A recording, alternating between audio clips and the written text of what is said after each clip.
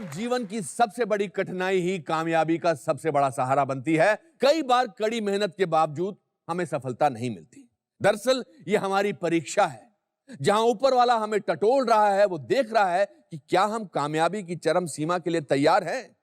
जो लोग थक कर रुक जाते हैं, वही रुक जाती है उनकी किस्मत। और जो माथे का पसीना पोंछकर एक लंबी सांस लेकर आगे बढ़ते हैं, ऊपर वाला उनके सामने पूरी सृष्टि झुका देता है। उनका नाम इतिहास के पन्नों में यूं जुड़ जाता है कि आने वाली कई पीढ़ियां उनसे प्रेरित होती हैं और वो नाम एक आदर्श बन जाता है। कुछ ऐसी असाधारण कहानी है मेरी यहां आई दोस्त की। वो एक अद्भुत कलाकार है। उनकी उपलब्धियां एक मिसाल है। उनकी अदाकारी की खूबसूरती और उनके चेहरे का नूर हमें मग्न कर देता है। हिंदुस्तान की सबसे खूबसूरत और प्रतिभाशाली एक्ट्रेसेस में से एक, please welcome the eternal beauty Madhuri Dixit.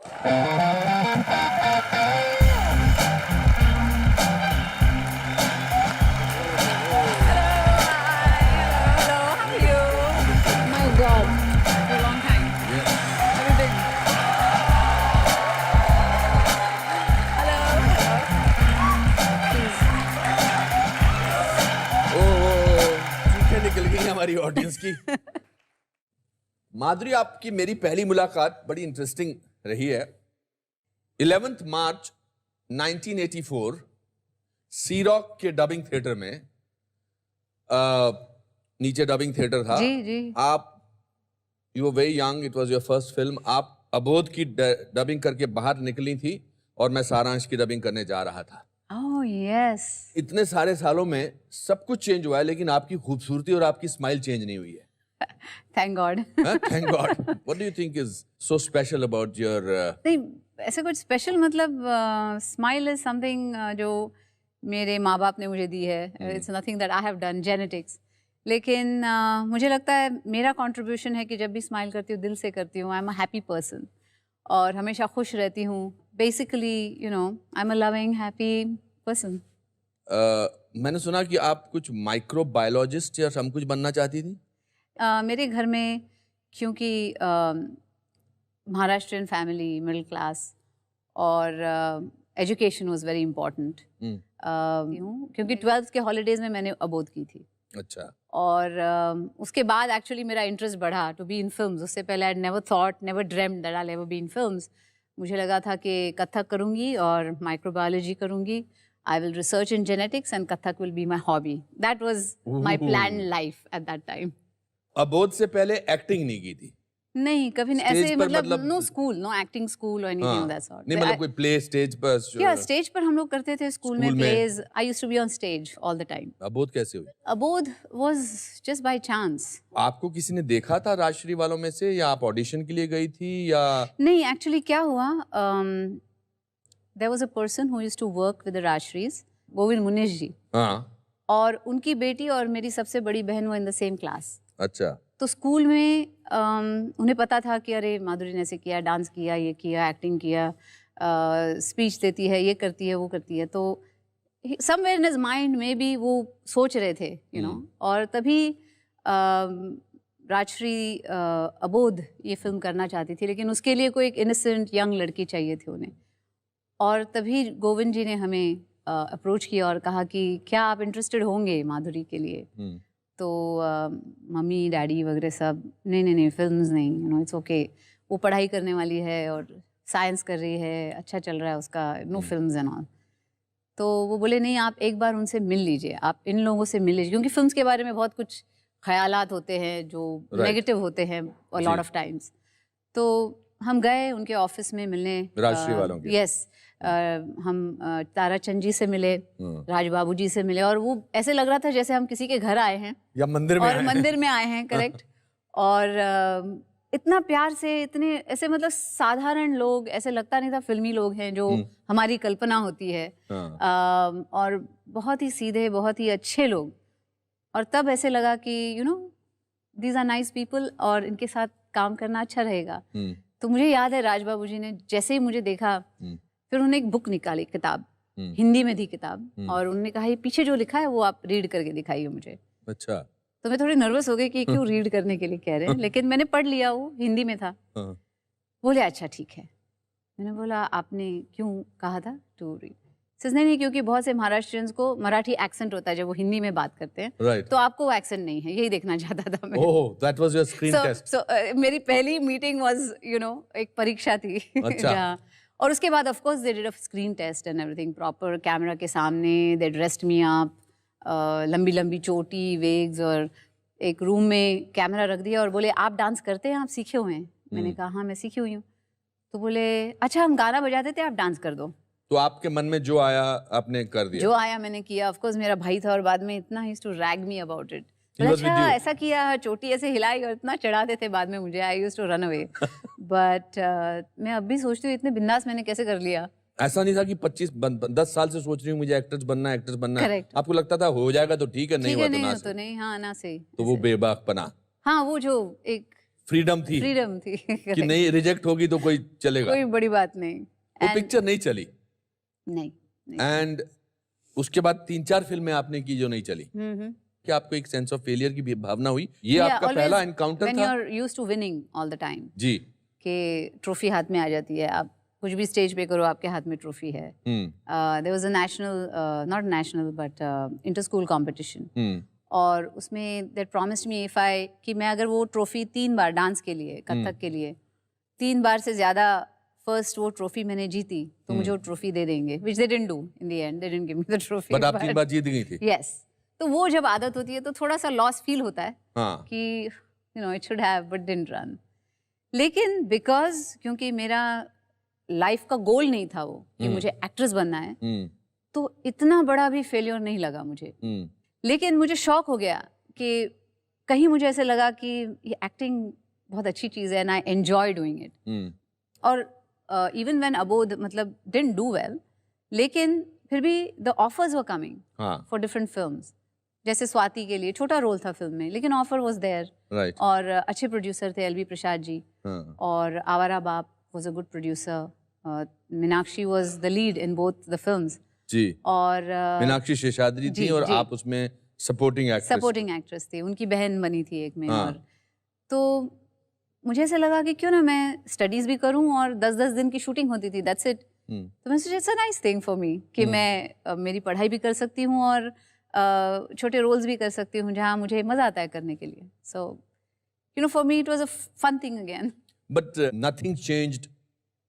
अबोध के बाद भी ऐसा कुछ चेंज नहीं आया? हाँ, ऐसे बहुत कुछ चेंज नहीं आया कि ओ अभी फेलियर हो गया, या my family also stood by me. किसी ने ये नहीं कहा अरे ये तो बहुत बुरा हो गया, तुमने ट्राई किया लेकिन हुआ नहीं। और दे वर लाइक सो व्हाट, आपके पास हुनर इतने हैं, you can do so many things, you have dreams, आपके सपने हैं कि आपको माइक्रोबायोलॉजिस्ट बनना है, जेनेटिक्स में रिसर्च करना है, तो you can do all that. आपने वो कंटिन्यू किया? Well, microbiology I did for 6 months for BSc। अच्छा।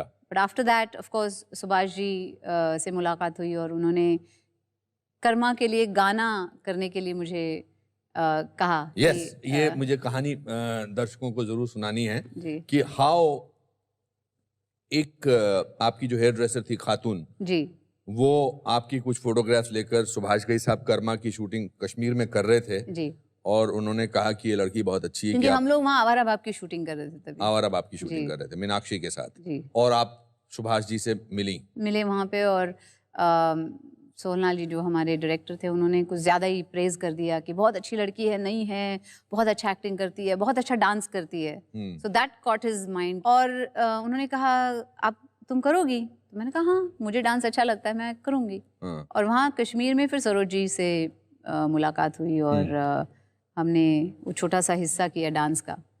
और तब सुभाष जी ने कहा कि तुम ये छोटे मोटे रोल्स मत करो फिल्म में, don't do the small roles, क्योंकि आई सी कि आप में वो हुनर है, वो टैलेंट है, और मैं चाहूँगा मेरी फिल्म में आपको साइन करने के लिए। And he relaunched you, Yes, kind of a thing. yes. मुझे याद है कि वो 6 पेज का आपका एड आया था। How did that change your life the day the ad came? Were you here जब वो एड आए थे? जी जी बिल्कुल, I was very much here. अच्छा। और मुझे याद है वो एड्स आए थे, पहले सिर्फ आंखें, फिर इतना फेस, फिर थोड़ा और face, and then the whole face, introducing the new girl, ये वो।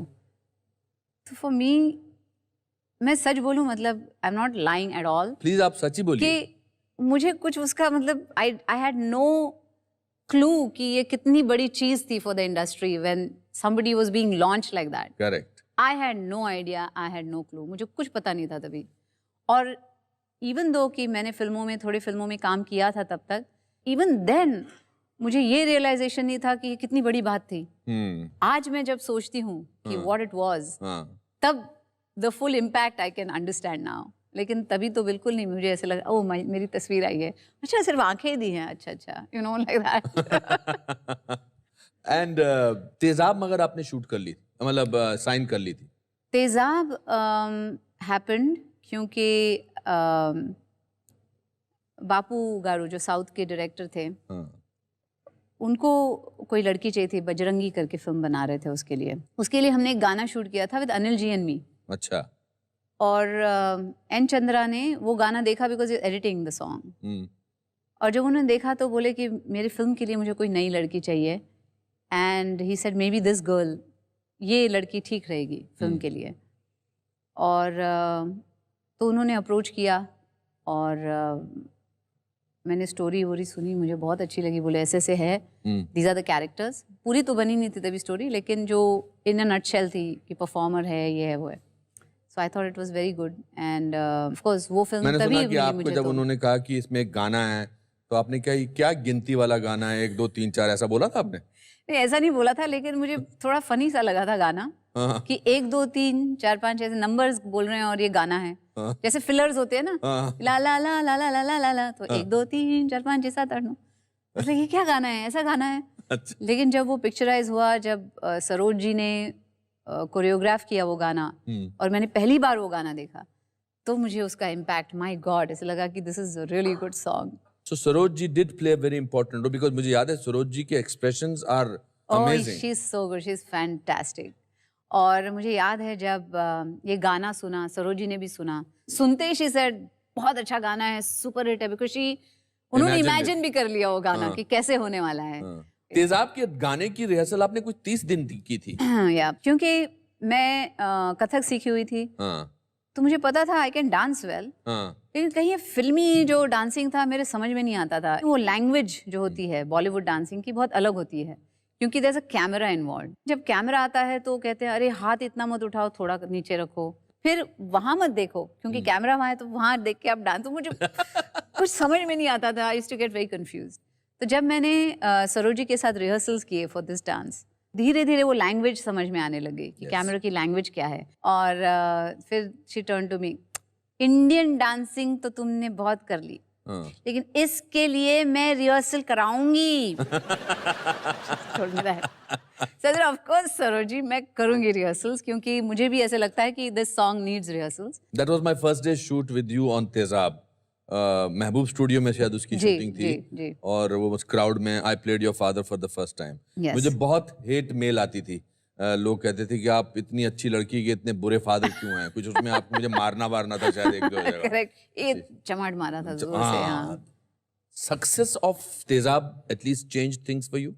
Yes, absolutely, क्योंकि तब तक दो I had done a few films as a lead, उत्तर दक्षिण भी की थी, और Ramlakhan was being made at that time, तो रामलखन टुक अ year and a half to make। उसके दौरान भी थोड़ी सी फिल्में आई उत्तर दक्षिण में भी मैं था और रामलखन में भी था, और दोनों में फादर ही बना था। जी। हाँ। You are my constant father actually. Correct.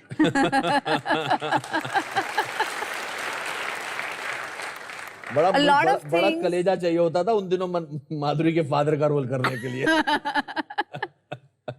और जब तेजाब रिलीज हुई थी, आप हिंदुस्तान में नहीं थी, और आप माधुरी दीक्षित बन के गई थी, और जब वापस आई तो यू वर मोहिनी जी। और स्ट्रीट अर्चिन्स जो थे वो आपकी गाड़ी को बोल रहे थे 1 2 3 वाली लड़की। और हाँ, नहीं, क्या हुआ, मैं अमेरिका में थी, मेरी बहन की शादी हुई वहां पे, और यहाँ द मूवी रिलीज्ड, तो मुझे रिकू जी ने फोन किया, बोले सुपर हिट। तो मैंने बोला ओ वेरी गुड, हिट हो गई फिल्म, तो आई वाज वेरी हैप्पी। लेकिन तब तक किसी ने ऐसे मुझे कभी रिकॉग्नाइज नहीं किया था ऑन द स्ट्रीट, या ये नहीं कहा था कि ऑटोग्राफ और anything, that had not happened with me. सारी चीजें हो गई थी मगर ये नहीं हुआ था। अरे बाबा रे, कितनी दुख की। तो मुझे याद है कि I stepped out of the airport, और जैसे मैं वो ट्रॉली लेके मैं चल रही थी, उतने में 2 छोटे बच्चे आए और वो स्ट्रीट पे होते हैं ना, ऐसे गाड़ी वाड़ी साफ करते थे तभी आके, बोले आप 1 2 3 है ना, 1 2 3। तो मैंने कहा हाँ। बोले ऑटोग्राफ प्लीज। तो मैंने साइन किया और दिया वापस। तो उसके साथ वाले बच्चे को बोलते देख देख Mohini M। So that was the first time, पहली बार मैंने एक सक्सेस देखा और एंजॉय किया और मुझे बहुत मजा आया कि लोगों ने मुझे पहचाना। What did it mean? आपके लिए क्या चेंज हुआ as a person, that success? उससे पहले क्या हुआ, मैं थोड़ी फिल्में की मैंने as a lead, but nothing was working, the films were not working. और कहीं ना कहीं ऑफ कोर्स कहा जाता है कि नहीं हीरोइन मटेरियल नहीं है, नहीं हो सकता शायद, she is too thin, she is too this, she is too that. इतने सारे कमेंट्स आपको मिलते हैं विच आर वेरी नेगेटिव, तो बहुत सारी नेगेटिविटी हो जाती है अराउंड यू। और व्हेन तेजाब वर्कड, वो सब कुछ पॉजिटिव हो गया फिर। सेम चीजें, she is so slim, she is so thin, ऐसे होता था, शी इज सो स्लिम, और ओह शी डांस सो वेल, और काम अच्छा किया। जो सीन्स थे फादर और डॉटर के, ऐसे सीन्स कभी हिंदी फिल्मों में आए नहीं थे। Correct, because they very powerful, they very raw. Right, मतलब उनका इमोशंस, क्योंकि आज तक डैडी नहीं ऐसे होता था, लेकिन ये मतलब फाइट्स और मेजर, रियलिस्टिक लेवल पर थी, realistic level. How did you from a girl who was relaxing, who was doing Kathak etcetera etcetera, how रोज सुबह उठकर काम पे जाना उतनी शिद्दत से, और फिर रोज खूबसूरत लगना? हमारा क्या मतलब, मेरा क्या, मेरे को तो बाल धोए, थोड़ा सा पीछे को किए, और You have no problems. I have no problems, but आपके लिए मतलब आपको कभी बैड हेयर डे नहीं हो सकता? नहीं बिल्कुल like भी we नहीं। can have bad hair days. Absolutely. आज तो मतलब मैंने खासकर आपके लिए थोड़ा स्टाइल चेंज किया है, थोड़े ऊंचे रखे हैं। रोज क्या सोच के उठते थे कि अब तो मैं सक्सेसफुल हो चुकी हूँ, अब तो फिल्में भी कर रही हूँ, 3 शिफ्टें कर रही हूँ? ये सब बहुत कठिन नहीं लगता था मुझे, क्योंकि it's the love of art, right? मुझे जो मैं कर रही थी वो मुझे बहुत पसंद आता था, मुझे मज़ा आ रहा था कि मैं एक्टिंग कर रही हूँ, मैं कैमरा के सामने हूँ, मैं इमोट करती हूँ, मैं डांस करती हूँ, मैं ये सब करती हूँ। तो मेरा शौक था वो, इट्स माय शौक। और जब आपका शौक आपका प्रोफेशन हो जाता है, तो आप काम नहीं कर रहे, you are doing something you enjoy doing, you know. Yeah and my family was so supportive all the time.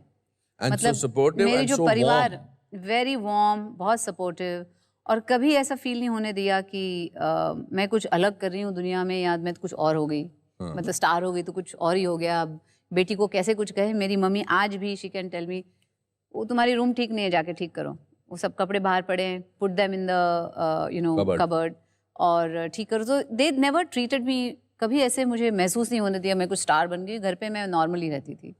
I was there daughter, उनकी बेटी थी पहले, first and foremost, then everything else, you know. मेरे daddy जो थे मेरे biggest critic थे कि वो सीन और अच्छा हो सकता था, यू नो।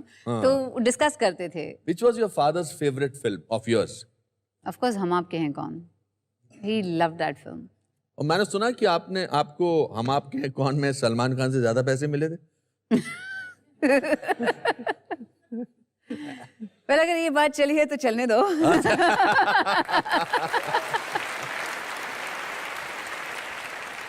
माधुरी एम्बैरस होती हैं, इतनी तारीफ क्यों हो रही है? Exactly. समझ नहीं आता कैसे रिएक्ट करूं। नहीं, कभी-कभी ऐसा लगता है हेलो मैं यहाँ हूँ। You know? मैंने सुना कि, मतलब सुना क्या, मैंने काफी रिसोर्सफुल सोर्सेज से सुना कि हम आपके हैं कौन की जो साड़ी जिसमें आपने दीदी तेरा देवर दीवाना गाया था, उसमें काफी लोग सोचते हैं कि असली हीरे जड़े हुए थे। ये पता है, ये आपको कैसे पता चली ये रूमर? मैं भी मतलब ये रूमर मतलब मैं अपने ऐसे बाल भी खुले नहीं नहीं रखता, लेकिन कान खुले रखता हूँ।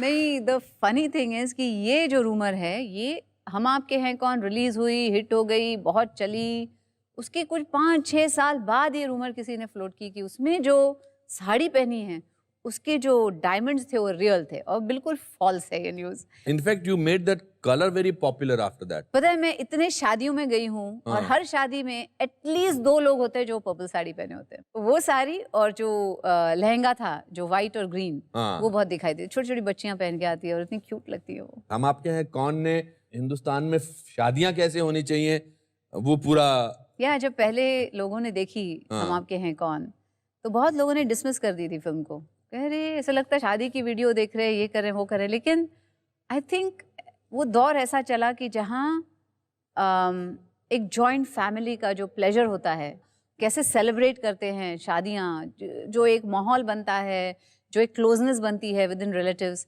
तो वो पहली बार बहुत दिनों बाद देखने मिला ऑन द स्क्रीन। करेक्ट। और that's what grab people's attention. इस दौरान बाकी फिल्में भी चल रही थी, बीच बीच में कुछ लोगों ने बोला कि अब आप एक ही किस्म की फिल्म करती हैं, then you give them a tight one by doing मृत्युदंड on one side and some other film on the other side. Dil To Pagal Hai. Dil To Pagal Hai, yes. Was it out of to prove your point और to teach them a lesson? नहीं, मैंने कभी किसी को lesson वेसन सिखाने के इसमें नहीं, आई am not in that kind of. तकलीफ तो होती है, तो आपको भी पता है, मुझे भी पता है। क्योंकि क्या है कि आप कुछ भी करो क्रिटिसाइज करेंगे ही लोग, आधे लोग क्रिटिसाइज करेंगे, आधे लोग प्रेज करेंगे, तो आप वो क्रिटिसिज्म किस हद तक दिल में लगा लेते हैं या वो प्रेज किस हद तक दिल में बिठा लेते हैं, it all depends on that. जो मेरा जन्म था was from commercial films, right? Of course. क्योंकि तभी commercial film actress artistic film नहीं करती थी और नहीं करना चाहिए, या बहुत कुछ ऐसे, बहुत सारी ऐसे यू नो क्लीशेज थी तभी। And I didn't want to be part of the cliches. The funny thing was, Riku जी को मनमोहन शेट्टी जी ने पूछा, बोले माधुरी सच में करी ये film? They couldn't believe it. क्योंकि वो आर्ट सिनेमा अलग, commercial. For information is Madhuri ji was manager of Madhuri ji at that time. Yes. लेकिन मुझे कहानी बहुत पसंद आई, जो मृत्युदंड की, और Prakash Jha as a director, तो उन्होंने जब नरेशन दिया तो मुझे वाकई बहुत अच्छी लगी, और मुझे लगा कि एक विमेन पावर के बारे में, यू नो, एम्पावरिंग विमेन, ऐसी वो फिल्म थी। और मुझे बहुत इंटरेस्ट आया उसमें, और मैंने हाँ की। It was not to teach anybody a lesson, but according to me, I loved it. you loved it. How do you deal with criticism? Again my parents, my family, वो मेरे फॉल बैक होते थे हमेशा। If I was ever depressed कि हाय ये लिखा गया है, ओ माय गॉड, ऐसे, तो मम्मी मुझे बोलती थी, क्यों, why you feeling that way? कभी कभी ups and downs are part of everybody's life, how you deal with them, और आप कैसे उसे सुलझाते हैं या उसे कैसे फेस करते हैं, दैट इज योर कैरेक्टर। और अगर आप चाहते हैं कि तुम्हारा कैरेक्टर स्ट्रांग हो, तो you have to face it strongly, squarely. तुम अपना काम करो, प्रूव कि you can do a good job, बाकी सब follows. And the person who relaunched you, Subhash Ghai, what was special about Subhash ji?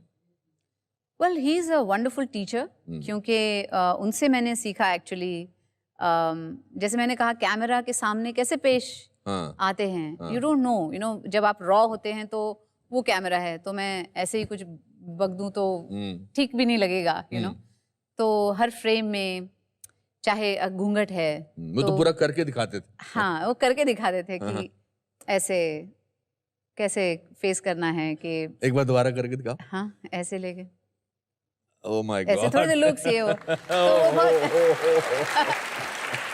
You know, वो बहुत कुछ सीखने मिला उनसे। एंड ही हैज, उन्हें इतना अच्छा म्यूजिक सेंस है, क्योंकि हर फिल्म में द म्यूजिक इज ट्रेमेंडस, और जो larger than life kind of जो उनके फिल्म्स होते हैं, I think those are the best. And at the peak of your career, you decided to get married. वो डिसीजन कैसे लिया आपने अचानक? क्योंकि इट केम, बहुत सारे लोगों को झटका तो लगा ही लगा, बहुत सारे लोगों को बेहोशी का भी झटका लगा, मगर the heart throb of the nation decide करती हैं कि मैं शादी कर लेती हूँ। जब मैंने डिसीजन लिया तो ये मेरे ध्यान में कभी नहीं आया, मैं the top of my game, तो अगर मैं शादी कर लूंगी तो क्या होगा, ये होगा या वो होगा। There was nothing, there is no two ways about it. क्योंकि मैंने मेरी जिंदगी में मैंने डिसाइड किया था, जब भी मैं ऐसे इंसान से मिलूंगी जो मुझे लगेगा कि this is my life partner, I won't think twice about it. और वही हुआ, जब आई मेट राम, तो मुझे ऐसा लगा कि this is the man I want to spend the rest of my life with, इनके साथ ही जिंदगी बितानी है। तो कहाँ मिली आप उनको? मैं एलए में। एलए में मिली? ऐसे किसी नहीं, मेरे भाई ने बहुत स्नीकीली उनकी फैमिली को बुलाया हुआ था, क्योंकि बहुत बार होता है ना कि पार्टीज रखते हैं घर में, सिबलिंग्स होते हैं जो भाई बहन ये सब, तो फिर लोगों को बुलाते हैं, उसके बाद पूछते हैं ऐसे नच करके, वो कैसा लगा, वो कैसा लगा, and I said I am not interested, मुझे कोई इंटरेस्ट नहीं है अभी। लेकिन पहली बार ऐसा हुआ कि पार्टी हुई और उसके बाद मुझे पता था अभी कहीं ना कहीं से न जाने वाला है कि वो कैसे लगा। हाँ। लेकिन एक अच्छा लगा था तो। अच्छा। क्या अच्छा लगा था आपको राम में? बहुत सारे फैक्ट्स दैट, एक तो उन्हें बिल्कुल कोई अंदाज नहीं था कि मैं कौन हूँ। मुझे जब मैंने ये न्यूज़ पढ़ी थी मुझे बड़ा गुस्सा आया था। मैंने कहा ऐसा कौन सा हिंदुस्तानी है यार जो अमेरिका में बैठे बोलता है। और स्पेशली महाराष्ट्रियंस, मैंने देखा है मिडिल क्लास फैमिली, अभी बहुत चेंज हुआ है, लेकिन तभी they were not very interested in movies. तो उनका क्या ध्यान होता था कि पढ़ाई करनी है, उनके बच्चे स्टूडियस होने चाहिए, ठीक से स्कूल करना चाहिए, कॉलेज में या तो डॉक्टर, लॉयर या ये बनना चाहिए, और यही होता था उनका। तो he was so busy through college. जब बचपन में उनके ग्रैंडमदर, ग्रैंडफादर सब यहीं हुआ करते थे दादर में, तो ही यूज्ड टू विजिट। लेकिन उसके बाद ऑफ कोर्स जब कॉलेज ये वो शुरू हो जाता है तो he couldn't come here as often. तो इसलिए ही रियली डिडंट नो। तो उन्होंने आपसे वाकई पूछा कि आप क्या करती हैं? या तो अच्छा, और आपने क्या जवाब दिया? I work in the movies. Oh, ऐसे था। अच्छा। तो कुछ पता नहीं था। जब मिले और देन ही वेंट बैक और उन्होंने रिसर्च किया कि है कौन, हाँ। तब पता चला कि she is an actress from India. लेकिन दैट वाज वेरी रिफ्रेशिंग क्योंकि he got to know me as a person first, कि मैं कैसी इंसान हूँ। कोई प्री कंसीव नोशंस नहीं थे कि माधुरी दीक्षित है तो वो ऐसे साड़ी पहन के कुछ स्टेप करते हुए बाहर आएगी, या इतना मेकअप वेकअप लगा होगा, पता नहीं कैसे ड्रेस्ड होगी, और पता नहीं परी होगी या क्या होगी, या हे फिल्म में तो ठीक है, ऐसे क्यों लगती है ये रियल लाइफ में, ऐसे कोई, there was no nothing like that, it was like a एक आदमी दूसरे आदमी से मिल रहा है ऐसे, very casual. And then you also decided that आप हिंदुस्तान फिल्में तो छोड़ेंगी, आप ये देश छोड़ के भी आप बाहर ही सेटल हो जाएंगी। I was going to settle there. But आपको विड्रॉल सिम्टम्स नहीं हुए एज एन एक्ट्रेस जिसने काफी काम किया है? अनुपम जी, इट्स वेरी स्ट्रेंज क्योंकि लाइफ में हर एक के गोल्स होते हैं, राइट? हर एक दिन जब मैं उठती थी सुबह, whether it was my kids, आज कुछ करना है, आज क्या शॉपिंग करनी है, तो everything I did was out of love, out of the fact that मैं करना चाहती हूँ ये, I wanted to have a nice family, I wanted to have kids. और कभी उसके लिए मैं कुछ और कॉम्प्रोमाइज़ नहीं कर सकती। आई कैन नॉट से अगर मैं ये करूँ तो मैं प्रोफेशन मेरा नहीं, या मैं फिल्में नहीं कर पाऊंगी, ऐसा कुछ मुझे लगा ही नहीं तभी। तो ये सब मेरे लिए एक ड्रीम ही था, मेरे लिए जो I was living, it was part of एक हिस्सा, मेरे ड्रीम का हिस्सा, इन रियलिटी थी। तो आप अपनी जिंदगी जीने लगी सडनली? जीने लगी, यस। और बहुत सी ऐसी चीज़ें थी जो एज अ स्टार आप कर नहीं सकते हैं, वो सब कुछ करने मिला मुझे वहाँ। मैं शॉपिंग भी जाती थी, ग्रोसरी शॉपिंग, चाहे सब्जी खरीदनी हो, या everything was like so wonderful for me. I love doing that. और अगर मैंने टाइम भी अवे किया फ्रॉम फिल्म्स कि मैं बच्चों के साथ वो टाइम स्पेंड कर सकूं, I want them to be close. जो सब वैल्यूज मुझे मिले हैं मेरे माँ बाप से, वो मैं उनको देना चाहती हूँ। So all that, it was मेरे लिए एक बहुत ही गोल्डन पीरियड है। And you have two lovely children, yes, Aryan and Ryan. Yes. आपकी फिल्में देख के उनका क्या रिएक्शन होता है जब पुरानी फिल्में देखते हैं? Don't even ask, please no. बताओ ना, टमाटर वमाटर। नहीं, एक बार कोयला पिक्चर आ रही थी टीवी पे, हाँ। तो मेरे बेटे ने वो देख लिया, भांग के नशे में वो जो गाना था, हाँ। हो गए हम बम चिकी बम, बोले बम चिकी, तो उसने देखा होगा वो गाना। तो मैं जब घर गई तो उसके कंप्यूटर पे एक नोट थी जिसके ऊपर मॉम लिखा हुआ था। तो मैंने उठाया नोट, मेरे लिए note, so dear mom, why are you acting so funny in Koyla? Oh God.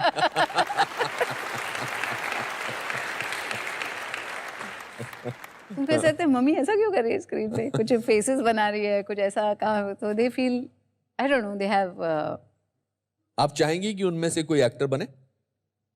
मैं चाहूंगी कि वो जो कुछ भी करे लाइफ में, इसलिए करे क्योंकि वो करना चाहते हैं। क्योंकि मेरा मानना है कि अगर आपको लगाव है जिस चीज से और वो चीज आप करेंगे तो you will do it to the best of your abilities. और जो कुछ भी वो करें, दे विल ऑलवेज ट्राई कि वो द बेस्ट करें। Madhuri, now you are at a stage जहां यू आर हैप्पी, टचवुड, जिंदगी के पर्सनल लाइफ को लेकर आप काम भी कर रही हैं जो आपको करना है जी। अब क्या करना चाह रही हैं आप? वेल अभी एक इनिशिएटिव मैंने किया है जहां मैंने एक ऑनलाइन डांस एकेडमी बनाई है मेरी, dancewithmadhuri.com। dancewithmadhuri.com। यस। अच्छा। और वहाँ पे जैसे किसी को डांस सीखना है तो जो एक्सेसिबिलिटी होती है और अपॉर्चुनिटी होती है वो नहीं मिलती। आप जो आसपास होते हैं टीचर्स, उनसे आप सीख लेते हैं, लेकिन शायद वो बेस्ट ना हो, शायद आपको कुछ और अच्छा सीखना है। तो ये जो एक्सेसिबिलिटी है वो मैंने दूर की है, क्योंकि बेस्ट जो टीचर्स हैं उनको लेकर आई हूँ मैं। जैसे महाराज जी हैं, बिरजू महाराज जी, वो अच्छा। सिखा रहे हैं कथक। अरे रेमो वाह। D'Souza is teaching, Terence Lewis is teaching on this, ये सब Saroj Khan is teaching on it. तो सबको एक छाते के नीचे लाया है मैंने, क्या बात। ताकि लोगों को अच्छे लोगों से सीखने का मौका मिले। और इसे हम लोगों ने बहुत ही डेमोक्रेटिक वे ऑफ टीचिंग है, जहाँ गेमिफाई किया है उसको, सो यू गेट पॉइंट्स और आपको बैजेस मिलते हैं, स्टैमिना पॉइंट्स मिलते हैं, और एट अ पॉइंट आप एक हद तक पहुंचेंगे तो सर्टिफिकेशन मिलेगा, यू नो, कि आप डांस विद माधुरी से सीखे हैं। किसका आइडिया है ये मेरे हस्बैंड का आइडिया है, क्योंकि मेरा आइडिया था कि culture as we know is dying today. धीरे धीरे हमारे क्लासिकल डांसेस ये वो सब पीछे होते जा रहे हैं। तो मुझे ऐसे लगा कि कैसे कैसे how will we take this dance, जो जॉय मुझे मिलता है। लोग मुझे पूछते हैं आप इतने फिट क्यों हैं, why do you look so good. तो आई फील कि इट्स द डांसिंग, क्योंकि डांस एक एक्सरसाइज भी है, डांस एक होलिस्टिक काइंड ऑफ फीलिंग भी है। करेक्ट। और उसकी वजह से I think it helps you a lot. तो ये जो आर्ट फॉर्म है कैसे लेके जाऊँ हर घर में, तो इस आइडिया से वो जर्म शुरू हुआ और हमने ये एकेडमी बनाई, और फ्री है। तो आप जब चाहे, जहाँ चाहे। मैं भी एनरोल कर सकता हूँ? प्लीज। पक्का एनरोल करूंगा, बिकॉज़ आज मैं आपको एक स्टेप सिखा के जाऊंगी जाने से पहले। How wonderful. यूजुअली जब आप शोज पे जाते हैं तो it's usually the host that says, but I have a surprise for you, I bought something for you from Dance with Madhuri, if you allow me to get it. Of course, I'll be delighted. Please, I am Mohammed. अरे क्या बात। So this is from Dance with Madhuri. वाह। और ये हमारे T-shirts are going to be soon online. क्या बात। जी बिल्कुल, ये आपके नीला दिखा दीजिए। हाँ। ओके, अब सिर्फ आपको ये मूव करना है और आपकी कमर मूव करनी है उसके साथ साथ। ये ओह, that's fantastic. ये हुआ चने के खेत में, इतना इजी है। वाह, मैं चढ़ गया चने के खेत में। फैंटास्टिक। चलिए, तो वक्त आ गया है स्टूडियो ऑडियंस में से किसी की जिंदगी का कुछ भी हो सकता है मोमेंट बनाने का। माधुरी, मैं इस बोल में हमारी ऑडियंस में से सबके नाम लिखे हुए हैं, तो आपको एक नाम निकालना है जी, और he or she will come here and will get a chance to be with you. Oh, okay.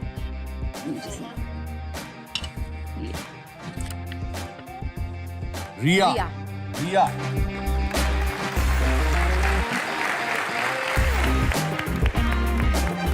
रिया जी, ये तो माधुरी बन के आई हैं।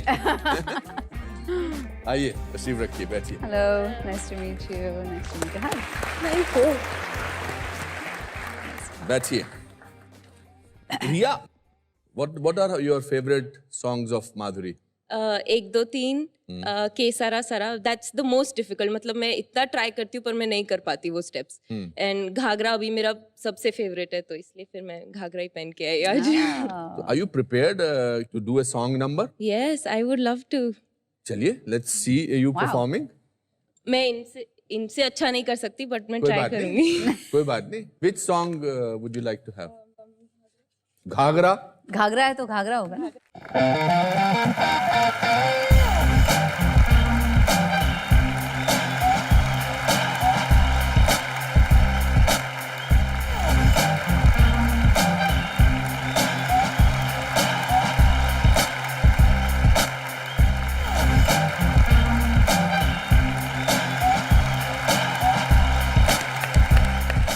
क्या बात है। तो ये हो सकता है तो कुछ भी हो सकता है।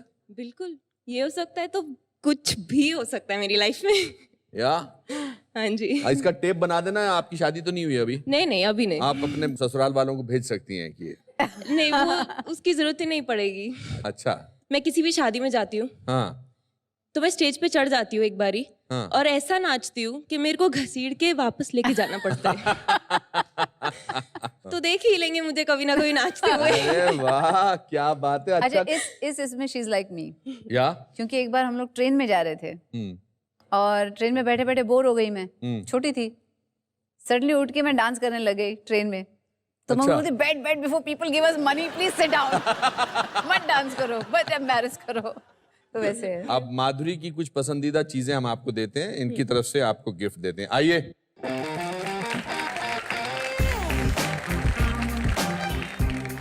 वाह,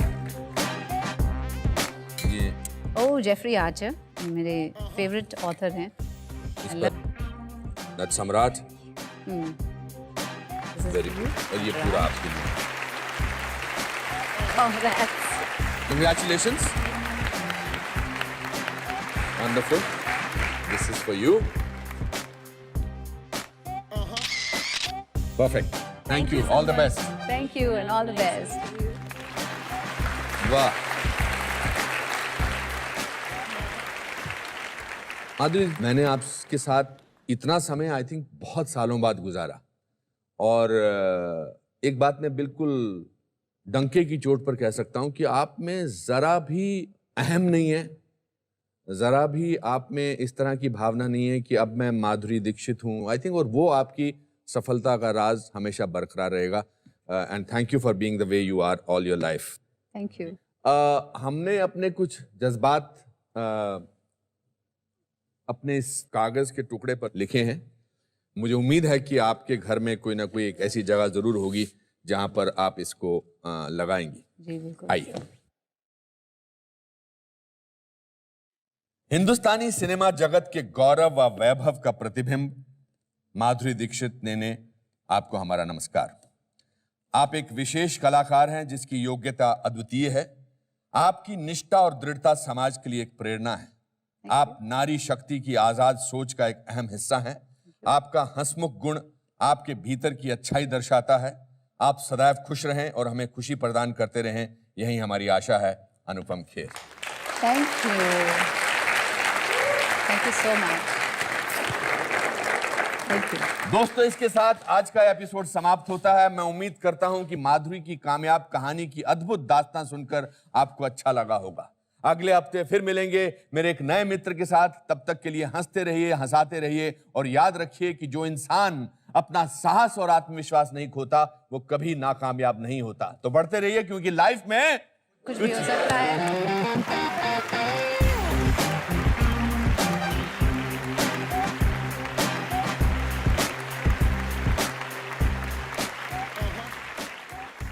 दोस्तों, अगर एक मोटर गराज का मैकेनिक अपने कड़े परिश्रम से बिलियनर रोमन अब्रामोविच बन सकता है तो कुछ भी हो सकता है। अगर अपने दिमाग की काबिलियत से लैरी पेज और सर्गे ब्रिन गूगल की रचना कर इस दुनिया की सरहदें मिटा सकते हैं तो कुछ भी हो सकता है। और अगर एक टूटे बिखरे परिवार में अपना बचपन व्यतीत करने के बाद पब्लिक सर्विस को अपने जीवन का लक्ष्य बनाकर बिल क्लिंटन अमेरिका के प्रेसिडेंट बन सकते हैं तो इस दुनिया में खुशी खरीदी नहीं जाती, उसे कमाना पड़ता है। इसी सोच के साथ welcome to the Anupam Kher show. कुछ भी हो सकता है। आज जो मेरे दोस्त यहां आए हैं वो एक गॉड गिफ्टेड कलाकार हैं। उनके अभिनय का अपना ही एक अंदाज है। रंगमंच उनके जीवन का एक अहम हिस्सा है जिसकी शिद्दत उनकी अदाकारी में झलकती है। हिंदी फिल्म इंडस्ट्री के सबसे बेहतरीन एक्टर्स में से एक। Please welcome the multifaceted, the talented Paresh Rawal.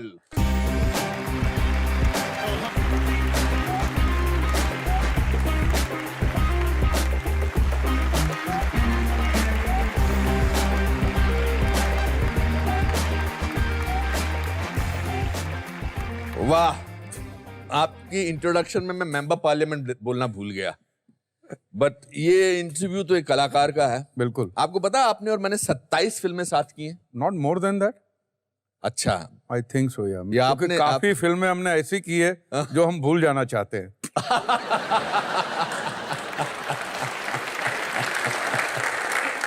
हम शुरुआत आपके बचपन से करेंगे। मैंने सुना है कि you were a very naughty child. I was. अच्छा, किस किस्म का नॉटीपना? अब क्लास के अंदर कोई लड़की बैठने जा रही है और लड़की ने कुछ अनाप शनाप बोल दिया या हमारी तरफ नजर मीठी नजर से देखा नहीं है तो बैठने गई तो नीचे टमाटर रख देते तो उसके सब। जब किसी को भी कोई भी मदद की जरूरत पड़ती थी, अगर लड़ाई झगड़ा करना है तो भी मैं हाजिर था। अच्छा। अगर कुछ किसी को एंटरटेन करना है हाँ। तो भी रहता था मैं। तो I was very friendly child. कौन कौन आपके परिवार में थे? मेरे परिवार में मेरा छोटा भाई है, मेरी 2 बहनें हैं। और कोई एक्टिंग बैकग्राउंड किसी की नहीं थी? नहीं, बिल्कुल नहीं था। अच्छा। बिल्कुल नहीं था। And आप में फिर ये कहाँ से? मेरे बगल में पार्ला ईस्ट में there is a theatre, open ground था। आज वहाँ पे जहाँ पे नवीन भाई ठक्कर ऑडिटोरियम बना है, हाँ। वहाँ पे ओपन एयर कंपटीशन हुआ करती थी ड्रामा। परिवार का आदमी है, पड़ोस में रहता है, फिर क्यों ऐसे, इसलिए नवीन भाई के पास लेके गए। अच्छा। तो उन्होंने कहा कि क्या करते, मैंने बगल में रहते हो, क्या है, मैंने मुझे शौक है तो मैं देखने आया हूँ। तो बोला कल से टाइम पे आ जाना, तेरे को टिकट लेने की जरूरत नहीं। जस्ट सॉ टू इट कि I am interested and then he help me a lot.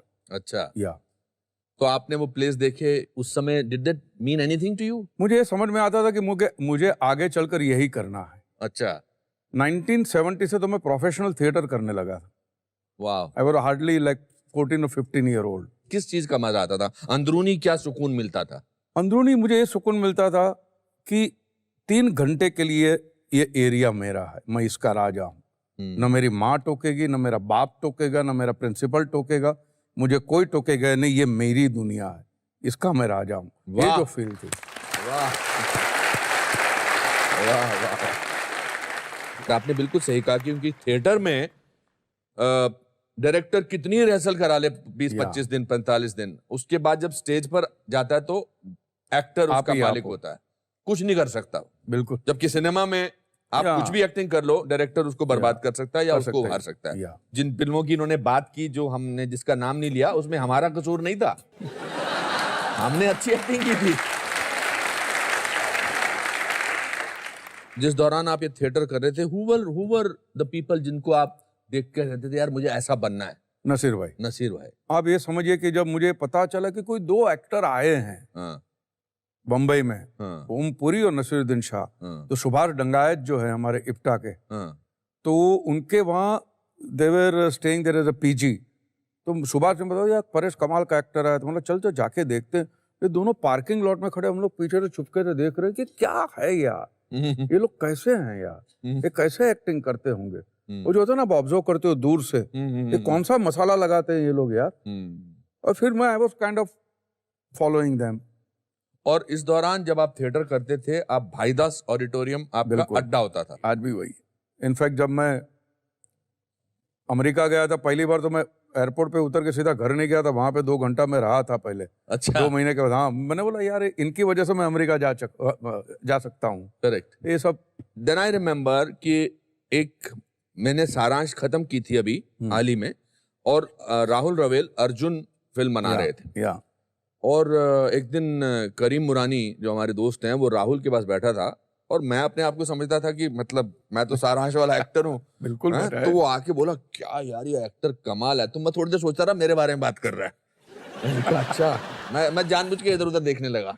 कहता मगर अरे नहीं राहुल, तुझे मिलना पड़ेगा उससे यार। तो मैंने कहा पागल आदमी है, मैं इसके सामने बैठा हूँ, क्यों नहीं कह रहा मिलना पड़ेगा। कहता नहीं, he is a fantastic stage actor, उसका नाम परेश रावल है। मैंने कहा ये तो तब मैंने आपकी तारीफ आपके आने से पहले सुन ली थी, और हम राजकमल स्टूडियो में आप पहली बार आए थे। या बिल्कुल। और अर्जुन में उस वो रोल करने। बट मैंने सारांश देखने के बाद में मैंने आपको लिंकिंग रोड पे देखा था। हाँ। और कुछ हद तक मैं आपके पीछे because I wanted to observe कि बंदा कैसे कर सकता है सारांश को, it is so young and all that. हाय मेरे लिए कितना अच्छा मोमेंट था वो। काश मुझे पता होता कि परेश रावल मेरे पीछे पीछे चल रहा है। मैं और मेरे दोस्त थे थिएटर के। अच्छा। हाँ। तो ये तो आपका प्रोफेशनल लाइफ चल रही थी। और आप हिंदी मीडियम मतलब गुजराती मीडियम स्कूल से थे। गुजराती मीडियम। या यहाँ आपकी मुलाकात हुई मिस इंडिया से। या ये मुलाकात कैसे हुई? शंभू मित्रा साहब का फेस्टिवल था ड्रामा का, INT की तरफ से रविंद्र नाट्य मंदिर में 75 में। और मैं और महेंद्र जोशी जा रहे थे, बिकॉज INT में हम लोग काम करते थे, तो हमको पासेस वगैरह मिले। तो देखा तो एक खूबसूरत लड़की खड़ी हुई वहाँ पे, साड़ी वाड़ी पहन के, वो जो INT के सोविनियर दे रही थी। तो मैंने जोशी को बोला, जोशी ये लड़की मेरी वाइफ होगी। वाह। जोशी बोलते तेरे को पता है पागल है कौन है? जहाँ काम करता है वो कंपनी बॉस की बेटी है ये। अच्छा। बच्चू भाई संपट की बेटी, जो प्रोड्यूसर थे INT के। मतलब किसी की भी बेटी हो, किसी की भी बहन हो, ये मेरी वाइफ होगी। तो मुझे लगता है कि ये ऊपर वाले ने बुलवाया होगा, ऐसा मैं समझता हूँ। देन बट स्वरूप को फिर आपने how did you sort of make sure कि शी बिकम्स योर नहीं, क्योंकि वाइफ? उसके पहले मैं थोड़ा मेरी जिंदगी में गड़बड़ हो गई, तो मेरे पास वो पेशेंस नहीं थी कि let's know each other and let's grow together, वो सब वो मैंने बोला यार मरते दम तक आदमी एक दूसरे को नहीं जान पहचान सकता है, तो जो बोलना हाँ या ना अभी बोल दो यार। अच्छा और मुझे तो शादी करनी है। अच्छा। हाँ, फिर मैंने एक दिन प्ले देखने के लिए इनवाइट किया। हाँ। तो एक प्ले मैंने किया था, उसमें गाली गलौच थी काफी। तो जितनी भी लड़कियां आईएनटी की आई थी, प्ले खत्म होने के बाद कोई बात करने को तैयार नहीं थी। But after the play she came and she told me very nice play, very nice performance, so real, so believable etcetera. तो बाद में सांस भर के मैंने बोला मुझे बात करनी है। और क्या मैंने बोला not only I love you but I want to get married to you. एक ही सांस में बोल दिया। हाँ। What did she say? What did she अरे से? अरे अरे मुझे टाइम दो। मैंने टाइम बाइम नहीं, वो टाइम नहीं है।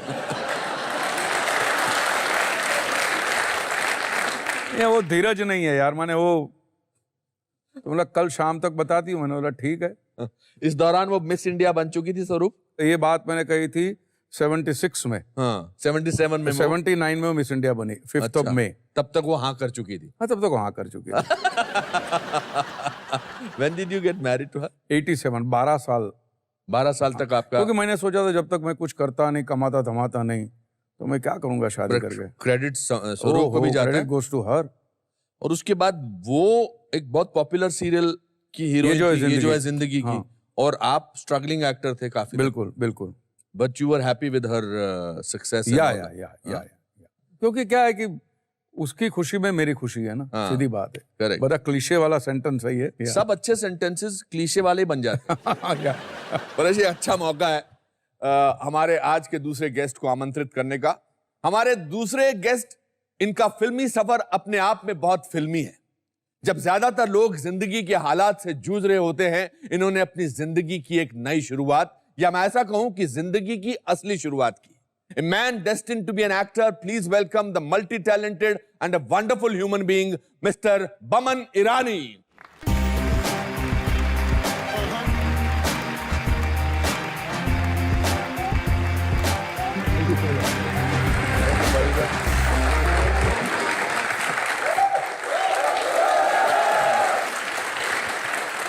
बमन खैर साहब, अब मुझे लग रहा है स्टेज भरा भरा लग रहा है।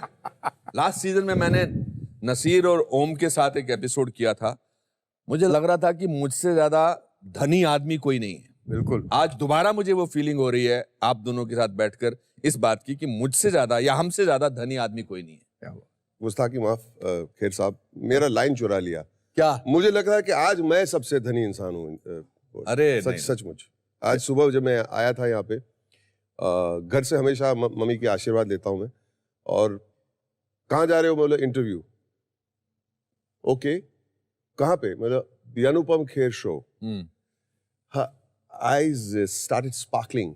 She was so happy and so proud and said one more thing, Mom, ये शो पे हमारे परेश रावल साहब भी साथ में होंगे. It is probably one of the proudest moments of my career for her. And she blessed me and said, I am so proud of you today. How wonderful. How wonderful.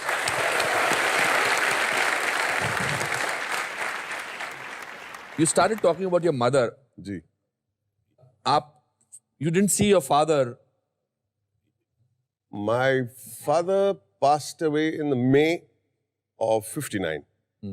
And I came December 2nd in the same year. So it was around, yeah. So I never met my father. Yeah. Mom had 3 little girls और फिर मैं आया late. और so it was a difficult childhood. But all the same, जब परिवार में प्यार होता है तो डिफिकल्टी कम हो जाती है। कितना डिफिकल्ट था?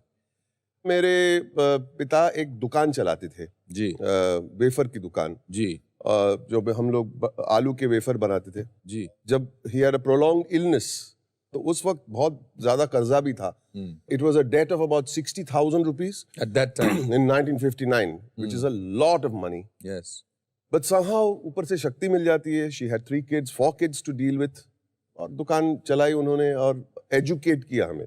फिर आपको उन्होंने क्या पढ़ाया, क्या ट्रेनिंग की आपने? मैंने वेटर्स कोर्स किया था। Waiters course? जी, बिकॉज एकेडमिकली मैं इतना स्ट्रांग नहीं था। लर्निंग डिसेबिलिटीज थे, स्पीच डिफेक्ट था, लिस्प करते थे? और लिफ्ट भी करता था। अच्छा। मैं ऐसे जुबान निकाल के मैं बात करता था तो लोग हंसते रहते थे, तो मुझे बहुत अजीब सा लगता था। तो अच्छा। मैंने सोचा कि सबसे बड़ी चुप, मैं कभी भी मुंह नहीं खोलता था क्लास में। So were you slow or you're dyslexic? Dyslexic तो 100%। उस जमाने में डिसलेक्सिया तो किसी को मालूम नहीं था ये वर्ड का मीनिंग क्या है। उस जमाने में वो टेक्निकल टर्म था उसका, डफर। तू डफर है, क्या करेगा ये? मैं बोला देख लेंगे। No, but tell me one thing, आपने एक्टर बनना तब तय कर लिया था? मम्मी के पेट में था तभी मैंने तय कर लिया कि मैं एक्टिंग करूंगा। मुझे ऐसा लगता था कि I know about films and an interest in films that from the day I was born. और मम्मी मुझे बहुत इनकरेज करती थी। अच्छा। She used to encourage me to see movies. तो मेरे घर के सामने एग्जैक्टली ऑपोजिट अलेक्जेंडर सिनेमा करके एक थिएटर है जहां पे सब क्लासिक फिल्म्स लगते थे। तो बोला पिक्चर देख क्या? तो बोला कल ही तो देखा। तो कौन सी फिल्म देखी? प्यासा। आज फिर से आके देख के आया। कल आपने पिक्चर की कहानी देख ली, आज go and see the acting. And class लेती थी। वेटरनरी ट्रेनिंग करने के बाद आपने एक बहुत बड़े होटल, लार्ज होटल चेन में वेटर की नौकरी की। जी, वहां पे मैं गया, मैनेजर पारसी बाबा जी थे। कौन से डिपार्टमेंट में काम करेगा? मैं बोला फूड एंड बेवरेज। इडियट, पूरा hotel is about food and beverage. अच्छा। कौन से डिपार्टमेंट? बोले फ्रेंच रेस्टोरेंट में काम करो। Oh, you want to start at the top? Go down to the basement, start with room service. अच्छा। तो मैंने रूम सर्विस की 2 साल काम किया। You used to actually tray लेके, फोल्डर लेके, हाँ, साइन। वो मैं बहुत परेशान होता, सिर्फ साइन करते, पैसे नहीं देते ये लोग। सिर्फ साइन करते थे। और पहली बार 5 रुपए का टिप मिला अंदर। मैं इतना खुश हो गया, मैंने फोन किया घर में, मुझे 5 रुपया कमाया आज मैंने। हाँ, I was so thrilled with myself। इसका क्या होगा? हाँ। 5 रुपया तो कमाया। अरे वाह, वाह, वाह। Good years, hard life। Yeah. I think you have to pay your dues। It's part of the actor's lonely journey। Meeting so many different characters every day. You meet characters every ये day। Loneliness पे बहुत बात होती है। जी। कभी कभी लोग गलत मतलब समझते हैं कि लोग एक्टर जो है वो ब्रूडिंग चाहिए, दाढ़ी बड़ी हुई, लाइटें कम हो। I think let's talk about this. ये लोनलीनेस क्या है एक्टर की? मुझे समझ में नहीं आता, बिकॉज हमको तो हमारा नाता इंसान से, ह्यूमन रिस्पॉन्सेज जानने के बारे में, we are always constantly in touch with आदमियों के साथ में, कैरेक्टर के साथ में। लोनलीनेस कहाँ से आती है? ऑफ कोर्स कुछ रोल ऐसे होते हैं जो आप अलग बैठ के प्रिपेयर करते हैं मेंटली, बट उसका नाटक सेट पे आने के बाद नहीं करना चाहिए। नहीं, हाँ, I agree। करेक्ट। हाँ, मैं ऐसे बहुत सारे एक्टर्स को जानता हूँ कि जो सेट पे भी ऐसे ही घूम रहे होते हैं। बहुत लोनली हो जाते हैं, बहुत बहुत लोनली हो जाते हैं। इतने लोनली होते हैं कि हम भी बात करने को राजी नहीं होते। परेश, आपने कोई और जॉब किए थे कभी? मैं बैंक में कुछ 1-1.5 महीना गया था वैकेशनल जॉब करके, बैंक ऑफ बड़ौदा के अंदर। अच्छा। मुझे 1-1.5 महीने के लिए जॉब मिला था, 3 दिन के बाद मैं भाग गया था। बट यू वर फाइनेंशियली, आपकी सिचुएशन ठीक थी? मिडिल क्लास, बट घर से मैं पैसा लेता नहीं था, और हमारे वहाँ वो पॉकेट मनी का रिवाज ही नहीं था। अच्छा। बिल्कुल नहीं था। तो मैं जो ड्रामा से जो पैसे आता था उससे चला जाता था, दोस्तों से मांग लेता था। हाँ, फिर स्वरूप भी कमाने लगी थी तो उससे भी ले लेता था। हाँ। तो जब रिटर्न करने के इरादे होते हो तो आप किसी से भी ले सकते हो।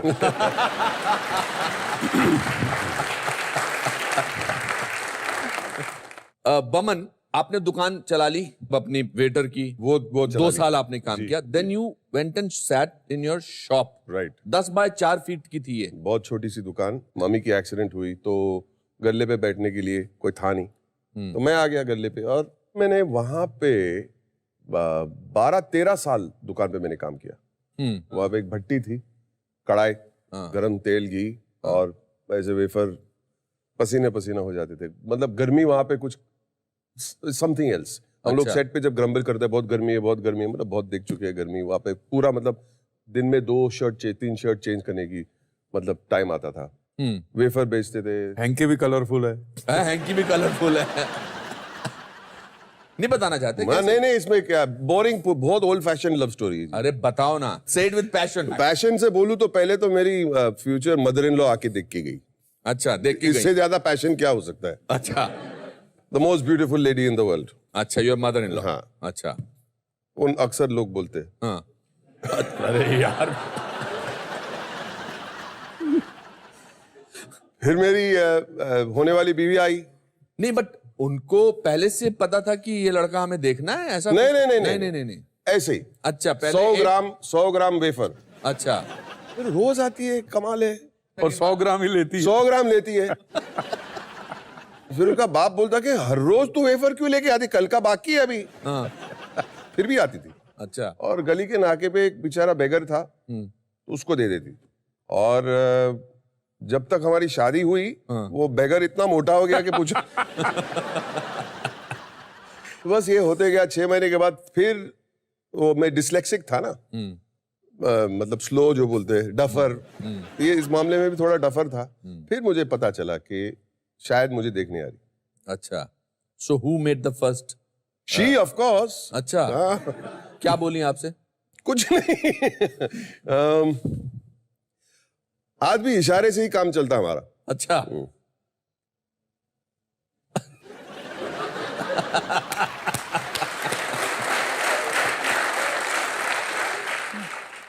You remember your marriage date? 18 Jan. 18 Jan. तब तक आपने अच्छा करना शुरू कर दिया था कुछ हाँ, काम? 85 में आई अर्जुन। अर्जुन, हाँ। और हाँ, उसके फिर बाद तो डकैत आपने- आई, नाम आई, तो हाँ, काफी भीड़ की लगनी हाँ, शुरू हो गई फिर थी। वो सब शुरू हो गए थे सब। हाँ। और इस दौरान बमन आपने थिएटर करना शुरू किया? At the age of 35, I started theater. मैं दुकान पे बैठ के I was creative, तो मैं लिखता था, फोटोग्राफी करना शुरू कर दिया था। हाँ। मैंने दुकान पैसे बचाए थे उससे अपने पैसे कैमरा? बचाए थे, वो होटल से टिप्स जो कमाए थे, उसके पैसे से एक कैमरा खरीदा 2750 रुपए में। 50 रुपए में बहुत हम लोग ने फाइटिंग की। 2800 बोल रहे थे। I realized I have a flair for photography, और मैंने फोटोग्राफी शुरू किया। धीरे धीरे संडे पे जाके स्कूल के मैचेस शूट करता था 20-25 रुपए में। मेरे भी निकाले थे आपने। हाँ, देखो बहुत आपने बाद इनके फोटो में। लिए थे? बहुत बात। हाँ, हाँ? जी जी। I just want to say something. हाँ। I always want to be an actor, अच्छा, लेकिन मैंने सोचा इट्स वेरी पाइप ड्रीम जो कहते हैं। अच्छा। You know, the kind of films that I would have liked to be in may not have been made in those days. हाँ। Picture का नाम था सारांश. When I saw that film, I said, if I ever join films, this is the kind of film I'd like to be part of. Yeah. And 86 में I saw a film called Naam. There was a character called Rana, जो rooftop से संजय दत्त को नीचे दिखाता है, ये रास्ता और ये गाड़ी, and that very scary character. I said, who are these gentlemen? And I said, if I get to meet them someday, I'll be a dhani, as we said in the beginning of the show. और फिर मैं photographer बना था। एक दिन मैं आपके office में आया था। अच्छा। नोनिका Chatterjee was handling one department Yeah. for modeling. हाँ। और मैं वहाँ खड़ा था और मैं फोटोग्राफ्स दिखा रहा था, और mister Anupam Kher walks out as usual on the phone. I'm sorry. धक्के देके बाहर निकाल दूंगा शो से। This is the moment for me, हाँ? ये moment है, तो मैं जाके बहुत, मतलब you must never waste time. मैं ऐसे खड़ा था, मैं बोला, he looked at me, Mr. Kher, and said, hi, how are you? The moment I took a step and I said, अरे कुछ गिर गया, and I pretended, and I didn't get an opportunity to meet you. अरे, I'm so sorry. Yes, you must be, because you broke my heart, and then that same week, I met Paresh Bhai at Colaba Woods में. मैं उनको मिला. It was a happy day. आपको वो दिन नहीं मिला. सर, अगर वो आदमी जो ऐसे ऐसे करके इधर निकल गया और आज मैं आपका इंटरव्यू ले रहा हूं, तो कुछ भी हो सकता है ना? Exactly. इट्स सो आयरॉनिकल कि आप हर किस्म के रोल करते थे थिएटर में, मगर सिनेमा में you were taken as a villain. Were you a little surprise? आपको थोड़ा हैरानी हुई कि आपको लगा जो मिल रहा है करना चाहिए? हाँ, मुझे लगा था कि यहाँ तो शुरुआत तो हो गई है, हाँ, कोई ना कोई देख लेगा या कोई ना कोई, बट एक सुकून ये था, मेरा थिएटर कंटिन्यूअस था. हाँ. तो वो जो मेरी खुमारी जो थी, जो मेरी ताकत थी, मैंने इधर कुछ भी मिले वहाँ मजे लेने हैं. हाँ. तो वो मैं कंटिन्यू, तो ताकि क्या मैं मेंटली फ्रस्ट्रेट नहीं हुआ था. तो I am really thankful to theatre कि भैया उसने सैनिटी बरकरार रखी. मगर आपको बहुत कमाल के रोल मिल रहे थे, यू नो, डकैत, फिर जैसा कि उन्होंने कहा नाम, या कल सरदार आई थी, सरदार हाँ, and then Hera Pheri happened. Hera Pheri, या Baburao Ganpat Rao. When I saw that character, I had to be honest to myself. I said, यार ये जिस तरह से परेश ने किया है, मैं नहीं कर सकता था. So that was the most amazing thing. You were also one of the first so-called character actors who elevated the standard of the character actors. And price. And the price. नहीं, बट आपने किया था, सारांश के अंदर किया था आपने, नाना पाटेकर ने किया था, नसीर भाई ने किया था. हमारी मजा ये है कि हम कैरेक्टर एक्टर होते हुए भी हीरो से ज्यादा होते हैं. Of course. दादागिरी है हमारी. वो कहते हैं ना कि जब स्टार की उम्र हो जाती है वो बूढ़ा हो जाता है, हमारी उम्र होती है मैच्योर्ड हो जाते हैं. क्या बात है, क्या बात है. आपने फिर थिएटर किया. पहले रोल में तो मुझे रिजेक्ट कर दिया था. He is talentless. ठीक है.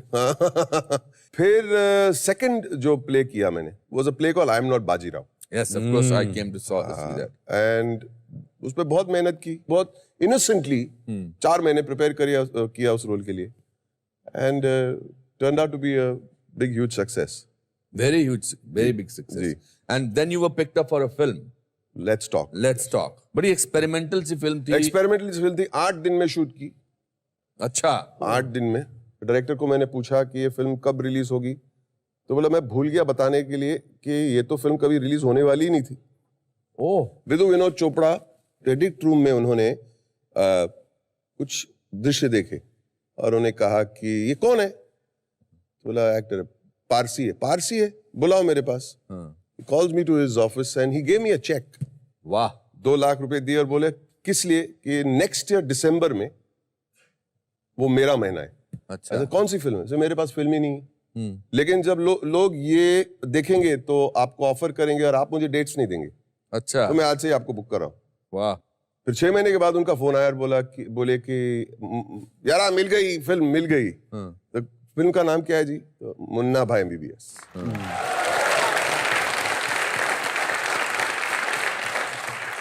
और उसके बाद एक तांता शुरू हो गया. 3 Idiots and so many other films that you did Yeah, with Raju Hirani. with Raju Hirani. What an amazing director. What an amazing director. And now both of you have grown up children. आपके तो बच्चे actor बनना चाहते हैं और actor हैं. जी. आपके भी. छोटा वाला is into screenplay writing and अच्छा. Play writing. हाँ. बड़ा वाला है इज नाउ असिस्टिंग नसीर भाई. अच्छा. उनके प्रोडक्शन के अंदर है इन्वॉल्व. मतलब रगड़ लो अपने आप को. हमारे पास तो पैसे है ही नहीं कि लॉन्च करे आप. एब्सोल्युटली. उनकी राय आपके बारे में क्या है as an actor? I think they are critical. Absolutely. And they are very good critics. अच्छा. क्रिटिक्स को अगर सुनना है तो बीवी को सुनना और बच्चे से, because you will get the honest truth. और अच्छे से बोलते, बहुत प्यार से बोलते दोनों बच्चे. My older son is 29, younger son is 26. वैसे मैं लगता हूँ बहुत यंग. Of course. बिल्कुल. आप तो बड़े ही नहीं हुए. Junior has acted. He writing a script. और senior is into production right now. He's working with Karan Johar in Dharma Productions. Danish. जिस तरह की जिंदगी आपने या हमने जैसे शुरुआत की थी, विद गॉड्स ग्रेस हमारे बच्चों को उससे बेटर जिंदगी मिली है. बिल्कुल. बेटर बचपन मिला है. स्ट्रगल नहीं हुआ है. आप उनको कैसे स्टेबल रखते हैं? कैसे क्या बोलते हैं कि बेटा जिंदगी जो है वो आप लोगों ने बेशक कठिनाइयां नहीं झेली हैं, लेकिन आगे तो कठिनाइयां आएंगी. Do you say anything? Are you that kind of a father who gives advice? Yeah I do. But जब मुझे पूछेंगे तो मैं बताता हूँ, या मुझे लगे कि बहुत ज्यादा ही अब नुकसान होने वाला है तब जाके मैं बताता हूँ. अच्छा. हाँ, क्योंकि भैया दुनिया ऐसी है, ट्विस्टेड है, एटसेट्रा. क्योंकि उनको ये पता नहीं, क्योंकि हमने काफी उनको प्रोटेक्ट करके रखा है. राइट. अगर हमारी तरह धक्के खाए होते तो बात समझ में आ जाती. तो एक फिल्टर लग जाता है. करेक्ट. उनके दिमाग में, आंखों पे फिल्टर लगा नहीं है, इसलिए थोड़ा बचाना पड़ता है. आप भी. मैं 2 चीज हमेशा कहता हूं. ह्यूमिलिटी इज वेरी इंपॉर्टेंट मेरे हिसाब से. You are my son only at home, घर पे. And if you are humble you will learn more. और दूसरी बात जो हमेशा कहता हूँ कि शायद हमने हमारे अपार्ट फ्रॉम बीइंग प्रोटेक्टेड बहुत सारे कंफर्ट्स भी है हमारे यहाँ। मतलब पहली गाड़ी जब हमने खरीदी थी इट वाज अ इवेंट। बच्चों को बताएं तो मैं और जिनोबिया स्कूल पे गए और उन लोग स्कूल से 4 बजे जब निकले बोले, क्या हुआ, आर वी इन ट्रबल? कि कोई प्रिंसिपल ने बुलाया, क्या हुआ, प्रॉब्लम क्या? बोला नहीं, हम लोग कुछ घूमने जा रहे हैं। तो उन लोग टैक्सी के लिए ढूंढ रहे थे, टैक्सी। तो मैंने चाबी निकाल के गाड़ी का दरवाजा खोल दिया। Daddy stop playing the fool, what are you doing, don't play jokes like this. मेरी आदत ही है, प्रैंकस्टर थोड़ा। मैं गाड़ी में बैठा, स्टार्ट किया, daddy get out of the car. I said come just sit down, consider it your car. Wonderful. There are a lot of comforts, but if you follow the principle of maybe humility, और दूसरी बात है, you have to pay your dues. Overnight कुछ होने वाला नहीं है. You have to pay your dues. I feel I'm paying my dues even today. आपको लगता है परेश कि आज जो एक्टिंग में जो नए लोग आ रहे हैं, with all due respect them, काफी टैलेंटेड भी हैं, मगर do you think the success has become easier in today's time? Can I interrupt, sir? Please, May I? please, I think there's a distinction between success and fame. Fame may have become easier. Fame has become easier. I think so. हाँ 15 minute fame वाली सबको मिल जाती है, हाँ but success जिससे आपको सुकून मिले, हाँ ये फ्यूचर जनरेशन आपके बारे में बात करे, हाँ वो ऐसा कोई 3-4 लोग हैं, of course brilliant actors, like one is Rajkumar Rao, I really like him, one is Ranbir Kapoor, very Very good. good. One is Nawazuddin, Superb. Very good. या ऐसे 3-4 लोग हैं जो देखने को दिल करता है, करेक्ट। सीखने को भी दिल करता है कि कैसे लिया इसने अप्रोच। बाकी it's very difficult. Vaman, what do you want to do now in life? मैं एक्चुअली सिनेमा में बच्चा हूँ, 11-12 साल भी नहीं हुए मुझे।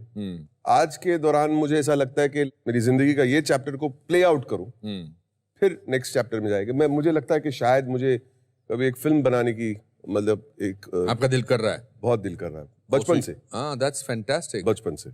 तो आप उसमें मंझे हुए कलाकारों को लेंगे?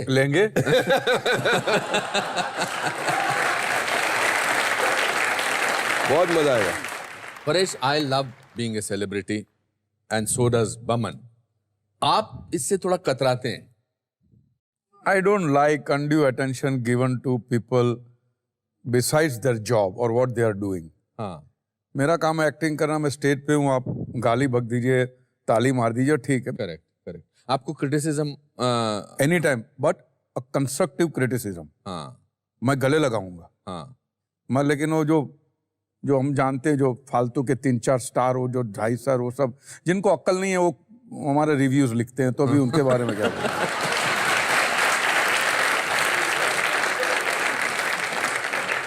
मैं ये समझता हूँ कि अगर मुझे क्रिकेट के बारे में पूछना है तो मैं सुनील गावस्कर से पूछूंगा, शकील बानो भोपाली से नहीं पूछूंगा। गावस्कर साहब की बात सुनूंगा। बिल्कुल।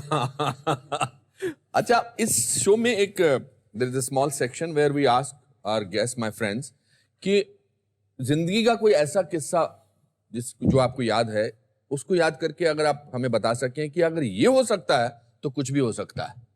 परेश, आपके जहन में कोई? ये जो स्वरूप वाला किस्सा मैंने जो बताया वही, because I am coming from middle class Gujarati family, वो कैथेड्रल में पढ़ी हुई, वहां के कोई कनेक्शन ही नहीं, कोई मैच ही नहीं है। अगर ये हो सकता है तो कुछ भी हो सकता है। कुछ भी हो सकता है। वाह।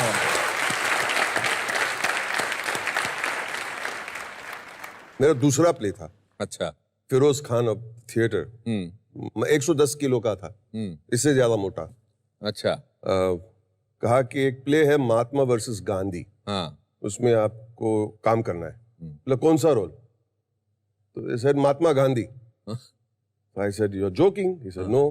तो मैं सुधीर जोशी के पास गया, मराठी स्टेज एक्टर, बहुत कमाल के एक्टर थे। Yes I know. तो बोला, सुधीर दादा करूं क्या मैं? तो महात्मा, हाँ करना, गांधी ना, हाँ बट विच गांधी? महात्मा गांधी, पागल हो गया तू? मैं समझा तू फ्रंटियर गांधी की बात कर रहा है, Khan Abdul Ghaffar Khan. But I lost 27 kilos. I did the role, and अगर this big fat of 6'2" can to Gandhi, then शायद कुछ भी हो सकता। वाह।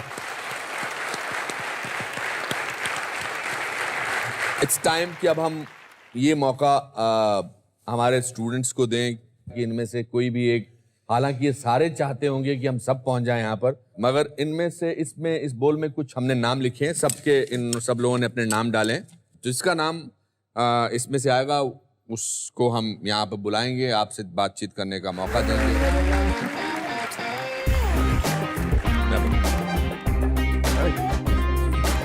बैठिए। शुभम, आप परेश के साथ बैठे हैं, बमन के साथ बैठे हैं, क्या चल रहा है आपके मन में इस वक्त?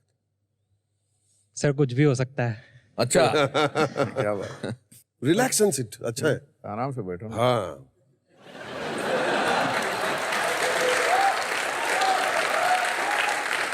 ऐसे चेयर पे इब्राहिम लिंकन लग रहे। नहीं सर, वो एक्चुअली ये बचपन से जब मैंने गॉडफादर फिल्म देखी थी तब से मेरी हमेशा से इच्छा थी, मैं घर पे भी बोलता था कि एक ऐसी चेयर चाहिए ताकि मैं मार्लिन ब्रेंडो जैसे बैठ सकूं ऐसे करके। डायलॉग याद है कोई उनका? हाँ सर याद। चलिए सुनाइए सर मार्लन ब्रांडो का फ्रॉम गॉडफादर, और बैठ के भी दिखाओ, मैं माइक पकड़ता हूं आपका।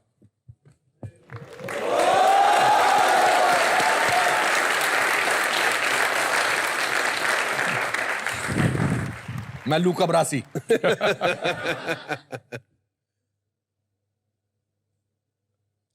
I'm gonna make him an offer he can't refuse.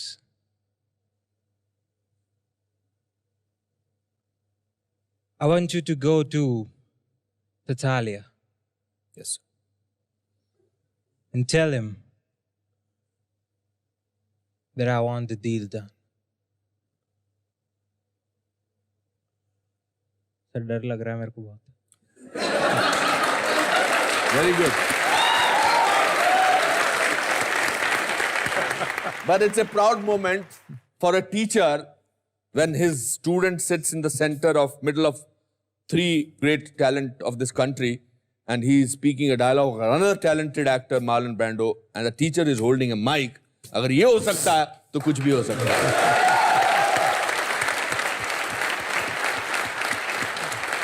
क्या पूछना चाहते हैं आप हमारे मेहमानों से? सर मैं पहले परेश सर से पूछना चाहूँगा, एज एन एक्टर जैसे आप थिएटर भी करते हैं और आप फिल्म्स भी करते हैं और उसके बाद आपकी एक पर्सनल लाइफ भी है, तो वो फाइन लाइन जो होती है एक प्रोफेशनल और पर्सनल लाइफ में, वो आप कैसे मैनेज करते हैं? मैं ऑनेस्टली कहूँ तो सब कुछ मर्ज हो जाता है, even when I am a father, when I am talking to my son, लेकिन उसको ऐसे डिवीजन रखना मेरे से तो होता नहीं है। वाह। बमन से क्या पूछना चाहते हैं? सर आपके लिए खुशी की क्या डेफिनेशन है सर? खुशी, रचना के बारे में पूछ लो, नहीं तो श्रद्धा के बारे में पूछ लो। ओह आई जस्ट गॉट इट। ये खुशी के बारे में पूछ रहे हैं, हैप्पीनेस के बारे में। हैप्पीनेस, तृप्ति के बारे में। तृप्ति ये के बहुत ही मुश्किल सवाल। Tripti, who is Tripti no? Tripti like satisfaction. अच्छा, I thought it's another girl. मुझे लगता है कि the definition of life is the quest for happiness. वाह। What is the true meaning of happiness किसी को पता नहीं, बस एक जिंदगी निकल जाती है उस कोशिश में कि हम ट्रू हैप्पीनेस को प्राप्त करें through your work, through your honesty and through your family. Very good, very well explained. आपके लिए अभी शुभम जी सर। हमने इनकी तरफ से कुछ गिफ्ट चुने, दैट इज योर कुछ भी हो सकता है moment.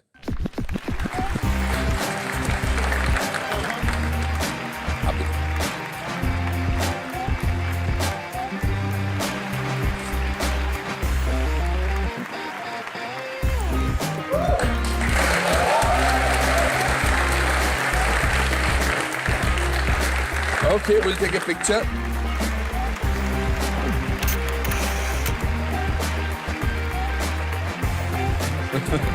Be careful.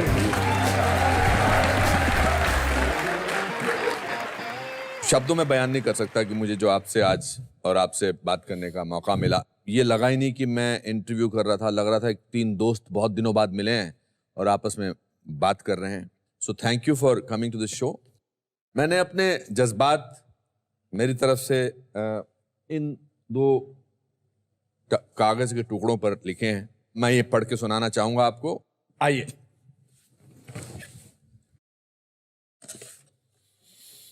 Hindustani cinema जगत की अनन्य प्रतिभा बमन ईरानी, परेश रावल, आपको हमारा प्रणाम। आप एक अद्भुत कलाकार हैं और आपकी योग्यता बहुमूल्य है। आपका यथार्थवादी अभिनय एक नायाब अनुभव है। आपकी उपलब्धि से हमें प्रसन्नता मिलती है। आपका संतुष्ट भाव आपके स्वच्छ हृदय का प्रतिबिंब है। आप अपनी कला से हमें यूं ही सम्मोहित करते रहिए, यही हमारी उम्मीद है। Anupam Kher. Thank you, thank you so much, thank you.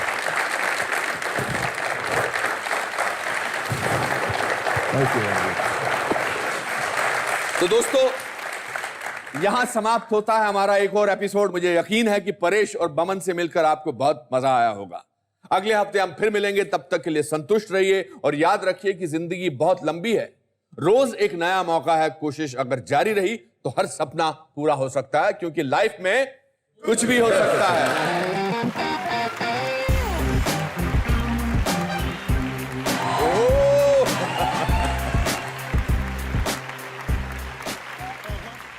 दोस्तों, अगर बिना किसी फॉर्मल एजुकेशन के लियोनार्डो दा विंची दुनिया के सबसे प्रसिद्ध बहुगुणी बन सकते हैं, तो कुछ भी हो सकता है। और अगर गैंग्रेन जैसे इन्फेक्शन के चलते अपना पैर खोने के बावजूद सुधा चंद्रन भरतनाट्यम डांसर बन सकती है, तो दोस्तों, सफलता उसी व्यक्ति को मिलती है जो अपने जीवन में निर्णय लेने से नहीं डरता। इसी सोच के साथ welcome to the Anupam Kher show. कुछ भी हो सकता है। हम सबकी मंजिल एक होती है, बस उस मंजिल तक पहुंचने के रास्ते अलग होते हैं।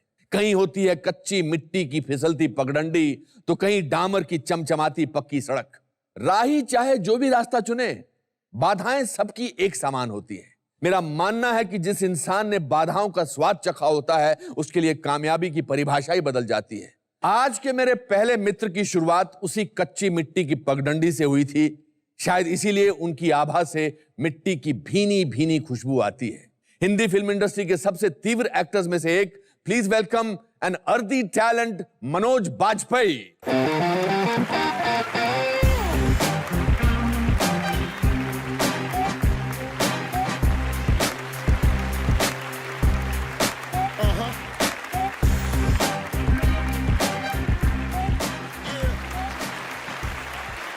यार, आप अपने आप को बहुत फिट रखते हो यार। कभी कभी तकलीफ होती है इस बात से। खाना कम खाना पड़ता है। हाँ, मगर आप खाने को तो शौकीन है ना? बहुत ज्यादा, बहुत ही ज्यादा। If I have to say it straight away, आप किसान के बेटे? जी जी, मेरे पिता निम्न मध्यम वर्गीय परिवार, 6 भाई बहन, माता गृहिणी, तो इस तरह का परिवार रहा है।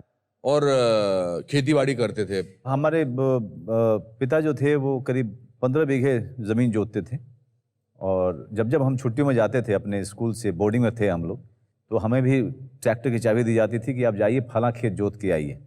अच्छा। तो हमारी जिम्मेदारी होती थी कि हम अपने पिताजी के काम में हाथ बटाएं। तो हमारे सारे भाई ट्रैक्टर चलाना जानते हैं, हम खेत जोतना जानते हैं। मैं सबसे कमज़ोर था क्योंकि मेरा मन लगता नहीं था वहाँ पे। एक कमाल की बात है ना कि आपके father who was a farmer himself, लेकिन उसने अपने बच्चों को पढ़ाई के लिए भेजा था। वो एक जुनून था उनके अंदर में, अजीब सा जुनून था कि चाहे कुछ भी करो, ग्रेजुएशन के बाद करो। क्या वो खुद ग्रेजुएट थे? जी, वो खुद ग्रेजुएट थे। वो डॉक्टर बनना चाहते थे, लेकिन पैसे की कमी के कारण मेडिकल कॉलेज में उस दौरान में 5 लाख रुपए चाहिए थे। अच्छा। तो मेरे ग्रैंडफादर के पास था नहीं, तो उसका मलाल उनको आज तक है। अब तो 75-76 हो गए। और वो चाहते थे कि मैं डॉक्टर बनूं, और उनको पता नहीं था कि मेरे अंदर में कुछ और चल रहा है। तो ये एक्टर का भूत कहाँ से आया? मेरे ख्याल से मैं पैदा ही हुआ था एक्टर बनने के लिए। ये कोई भूत बाहर से आया नहीं। जब होश संभाला तब से मुझे याद है कि मैं सिर्फ एक्टर बनना चाहता था। मेरे माता पिता फिल्में देखने के बड़े शौकीन थे। जय संतोषी माँ मैंने 5-6 बार देखी है। अच्छा। एक जो मुझे विजिबली जो याद है कि मेरे जो क्लास टीचर थे, उन्होंने कहा कि एलोक्यूशन कॉन्टेस्ट होने वाला है सारे क्लासेस का, तो आप में से कौन हिस्सा लेगा?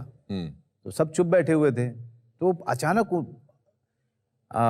उन्होंने मेरी तरफ देख के कहा कि तुमको ज़्यादा ज़रूरत है, बहुत शांत रहते हो तुम, अच्छा। तुम बोलते नहीं हो, तुम एक काम करो, ये हरिवंश राय जी की जो कविता है, जो बीत गई सो बात गई, उसको आप याद कीजिए और हर दिन आप आकर के क्लास के लिए परफॉर्म करेंगे जब तक कॉन्टेस्ट आता नहीं है।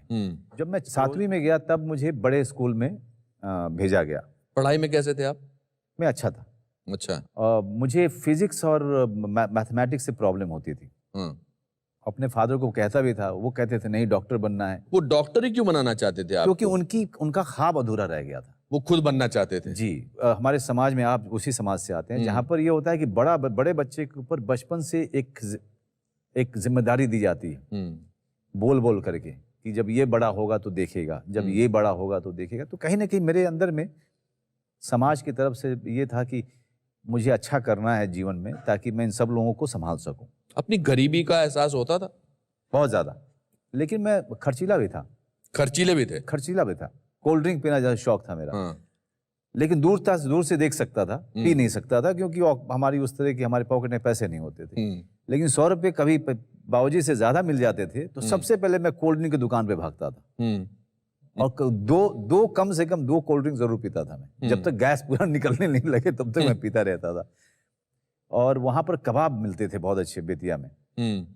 तो जब भी आप कबाब की दुकानों से गुजरते हैं तो उसकी खुशबू आती है। अब सिर्फ देख के रह जाता था मैं। मुझे लगता था कभी 20 रुपया 25 रुपया ज्यादा आएगा तब मैं खाऊंगा। तो कबाब खाना और कोल्ड ड्रिंक पीना, ये रईसी का निशानी थे मेरे। और मैंने सुना कि आपको लगता था यार मैं एक्टर कैसे बनूंगा, कुछ ऐसी भी फीलिंग थी? जी बहुत ज्यादा। जब मैं मेकअप कर रहा हूँ तो आप आएंगे, तो मैं शीशे की तरफ नहीं देखता हूँ कभी भी। अच्छा। मुझे आज तक वो कॉम्प्लेक्स है कि पता नहीं कैसे मैं एक्टर बन गया, मगर जुनून था एक, बहुत ज्यादा था। तो मुझे नेशनल स्कूल ऑफ ड्रामा के बारे में पता चला, नसीरुद्दीन शाह साहब, उनका एक इंटरव्यू आया था, एक रविवार करके मैगजीन आती थी। जी बिल्कुल। उसमें तो उन्होंने राष्ट्रीय नाट्य विद्यालय का जिक्र किया था।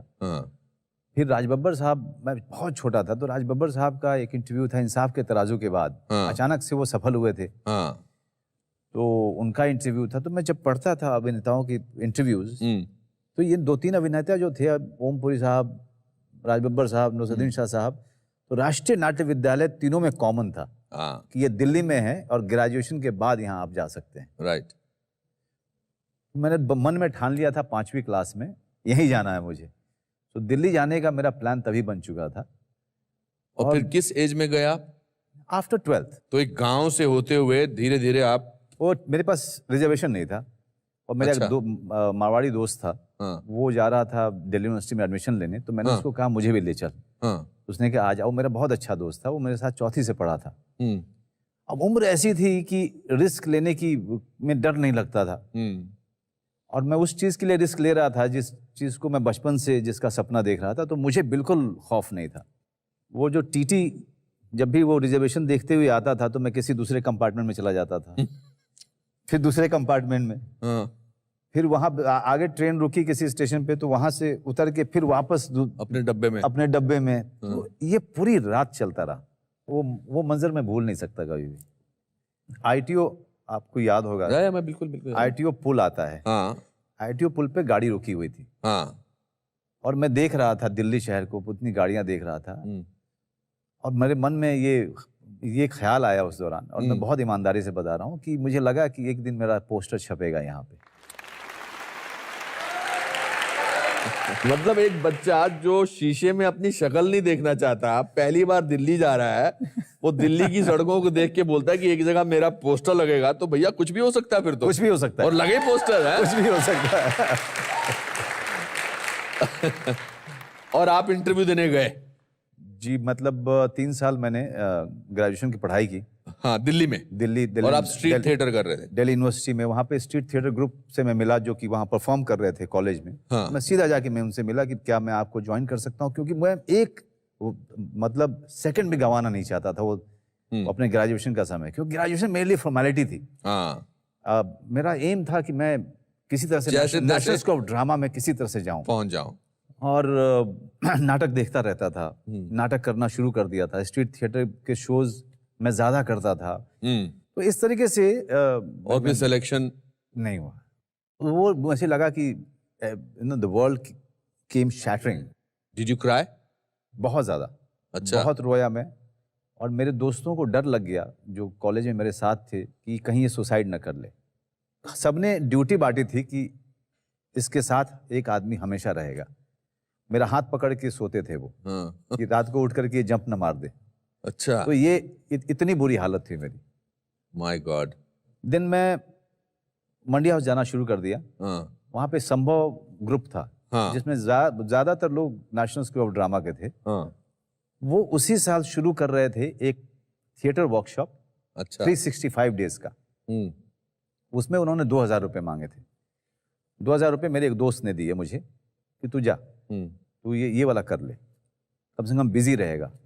मैंने वो करना शुरू कर दिया अनुपम। एंड आई स्टिल रिमेंबर कि एक दिन बारिश हो गई थी जिसके कारण कोई भी क्लास में नहीं पहुंच पाया था। बाकी सबके अटेंडेंस थे 300 डेज, 250 डेज। मेरे अटेंडेंस थे 364 डेज। वाह, क्या बात है, क्या बात है। I was that passionate about what I wanted to do. मुझे फिर मैं गया, फिर लाइन में खड़े हुए। और इस बार जो है मेरे साथ में सारे जो NSD के एलुमनाई थे जिन्होंने मेरे क्लासेस लिए थे, सबने कहा तेरा तो होना ही है। हाँ। फिर नहीं हुआ। आपको क्या लगता है क्यों नहीं हो रहा था? इसका जवाब उस समय के NSD के प्रोफेसर्स भी नहीं दे पा रहे थे, जिनके साथ में बाहर में थिएटर कर रहा था। हाँ। जी, तो I kept on asking them कि मैं कहाँ गलत जा रहा हूँ, मैं कहाँ गलत जा रहा हूँ। फिर मैं थिएटर बाहर में बैरी जॉन मिल गए। हाँ। बैरी जॉन ने मुझे वर्कशॉप वो कर रहे थे, शाहरुख भी था। हाँ। मैं भी गया वहाँ पे।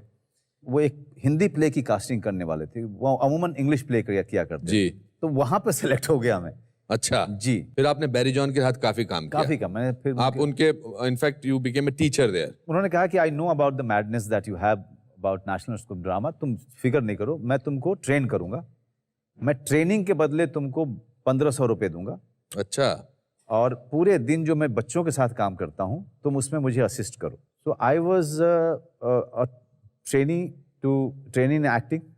तो मुझे किताबें देते थे और पूरे दिन जो बच्चों से वर्कशॉप कराते थे मुझसे कहते थे तुम कंडक्ट करो, मुझसे कहते थे तुम पार्टिसिपेट करो। मतलब एक्सटेंसिव काम किया। मैं फिर थर्ड ईयर में जाके फिर दिया नेशनल स्कूल ऑफ ड्रामा। इस सब के बाद? हाँ। क्या बात है, मानना पड़ेगा ढीठ किस्म। By that time, by God's grace, I was one of the best actor. I was known as one of the best actor in Delhi theatre. हाँ। तो टीचर्स वहाँ थे, उन्होंने कहा बहुत अच्छा किया तुमने, बहुत अच्छा किया Manoj, but tell us why do you want to come to national school of drama. मैंने कहा बिकॉज इस तरह की ट्रेनिंग कहीं और पे मुहैया नहीं है। हाँ। और मैं चाहता हूँ 3 साल इस डिसिप्लिन में रहना जहाँ मुझे रोजी रोटी की चिंता नहीं करनी पड़े। एंड अब मैं फोकस करूँ कम्प्लीटली अपने थिएटर पे, अपने एक्टिंग पे। तो उन्होंने कहा कि she will not take you as a student but will definitely consider if you know start thinking about joining in National school of Drama as one of the teachers. ओहो। Yes. ओहो, क्या बात है, क्या कमाल की कहानियां हैं ये हैं। वाह वाह वाह। और पिताजी का सपना आपके डॉक्टर बनने का टूट चुका था। मैंने उनको लेटर लिख दिया था। क्या लिखा? कि बचपन से मैंने आपको बताया नहीं था। हाँ। मैं कभी भी डॉक्टर नहीं बनना चाहता था, मैं इसके लिए माफ़ी चाहता हूँ आपसे, लेकिन मैं एक अभिनेता बनना चाहता हूँ, मैं उस राह पर निकल पड़ा हूँ। अच्छा। तो उनका जवाब बहुत कमाल था। क्या? उनका जवाब था कि प्रिय पुत्र मनोज, जैसा तुमने अपने सपने के बारे में बताया, तो मैं बेटा तुमको ये बताऊं, मैं तुम्हारा पिता हूं। तुम्हें क्या लगता है कि मुझे नहीं पता था कि तुम एक्टर बनना चाहते हो? अरे क्या बात है। वाह वाह वाह। मतलब रिश्ते में हम तुम्हारे बाप होते हैं। वंडरफुल। और फिर स्कूटर चलाते हुए एक दिन आपके पास तिग्मांशु धुलिया आए। एक दिन जब मैं रिहर्सल कर रहा था तो तिग्मांशु धुलिया अपनी पुरानी सी लेमोरेटा पे आए। उसने कहा कि शेखर कपूर तुझसे मिलना चाहता है। मैंने उसकी तरफ मैंने कहा देख इस तरह की मजाक नहीं करते हैं यार, हम लोग ऐसी बुरी स्थिति में हैं। तो कहता है कि यार सच में कह रहा हूँ, तेरे कमरे में एक फोटो किसी ने ली थी, वो फोटो वो बॉबी बेदी जो प्रोड्यूसर थे बैंडेड क्वीन के, उनके ऑफिस में रखी हुई थी। शेखर आया हुआ है, वहां पे रखी हुई फोटोग्राफ उसने देखी और उसने कहा कि मुझे इस लड़के से मिलना है। मैं चला गया मिलने और मेरी कास्टिंग वहाँ Bandit Queen में हो Bandit गई। Queen में हो गई। और मेरी कास्टिंग हुई थी विक्रम मल्लाह के कैरेक्टर, हाँ, जो कि बाद में निर्मल पांडे ने निर्मल किया। पांडे ने की थी। और जब मैंने मंडी हाउस वापस पहुंचा तो मैंने देखा कि निर्मल पांडे लंदन में अपने कुछ शोज करके वापस आ चुका है और उसके बड़े बड़े बाल थे, बड़ा सुंदर था वो। तो मैंने उसको देखा तिग्मांशु धूलिया के साथ और मेरा दिल बैठ गया। मुझे लगा कि अब ये रोल मेरे हाथ से गया, ओह और गॉड। वही हुआ। वो मिला शेखर कपूर से और मुझे विक्रम मल्लाह से हटा दिया गया और मुझे कहा गया कि भाई अभी निर्मल पांडे ये रोल कर रहा है। और मैं शो कर रहा था कैलकाटा में किसी अपने दूसरे प्ले का। वहाँ पर मुझे थिएटर ऑडिटोरियम के फ़ोन आया, तो उधर से तिग्मांशु धूलिया ने मुझे कहा तू शो के बाद जल्दी से ट्रेन पकड़ के तू दिल्ली आ जा। मैंने कहा क्या हुआ? तो नसीर भाई ने मान सिंह का रोल छोड़ दिया है, शेखर ने तुझे दे दिया। वाह वाह। इस तरह से बैंडिट क्वीन हुई मेरी जिंदगी में। फिर बॉम्बे। शेखर ने डरा दिया। हम्म, शेखर ने डरा दिया कि तुम सब फुकरे हो, तुम्हारे पास कुछ है नहीं, तुम लोग शादी करने के लायक नहीं हो, तुम्हारी टांग टूट जाएगी तो प्लास्टर चढ़वाने के लिए पैसे नहीं है। तो बॉम्बे आओ, हाँ, जो काम अच्छा लगे वही करो, हाँ, कम से कम उसके पैसे तो मिलेंगे। तो आप विश्वास नहीं करेंगे, within 4 months after his talk this generation of actors shifted to Bombay. Mumbai में जो पूरे शुरुआती दिन रहे थे वो कुछ अच्छे भी नहीं गुजरे, क्योंकि थिएटर कर नहीं रहा था, बिजी नहीं था। तो इसलिए दिमाग खाली दिमाग करे तो क्या करे, कहाँ जाऊँ मैं? तो स्टूडियो घूमता रहता था। वो 93 to 97 those were not great years. Great years. मतलब दिल्ली में संघर्ष करते हुए, थिएटर करते हुए बड़ा मजा मजा आया, आता है, सही बात है, बिल्कुल सही कह रहे है हैं। ना। और वहाँ पे हाथ पकड़ने वाले काफी लोग होते थे। और शहर में हर इमारत आपको छोटेपन का एहसास दिलाती है। करेक्ट। हर गुजरती हुई गाड़ी आपको तुच्छ समझती है। हाँ, सही बात है, सही बात है। तो ये शुरुआती दिन थोड़े से कठिन रहे थे। तो अब एक पोर्टफोलियो कराया था मैंने किसी से, वो भी कमरे में किसी ने खींचा था। तो वो 6-7 फोटो लेके जाता था, तो चीफ असिस्टेंट डायरेक्टर कहता था कि फोटो रख दो।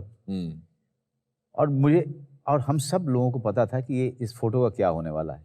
हमारे जाते ही उसको डस्टबिन में फेंक देते। डस्टबिन में फेंक दिया जाता था।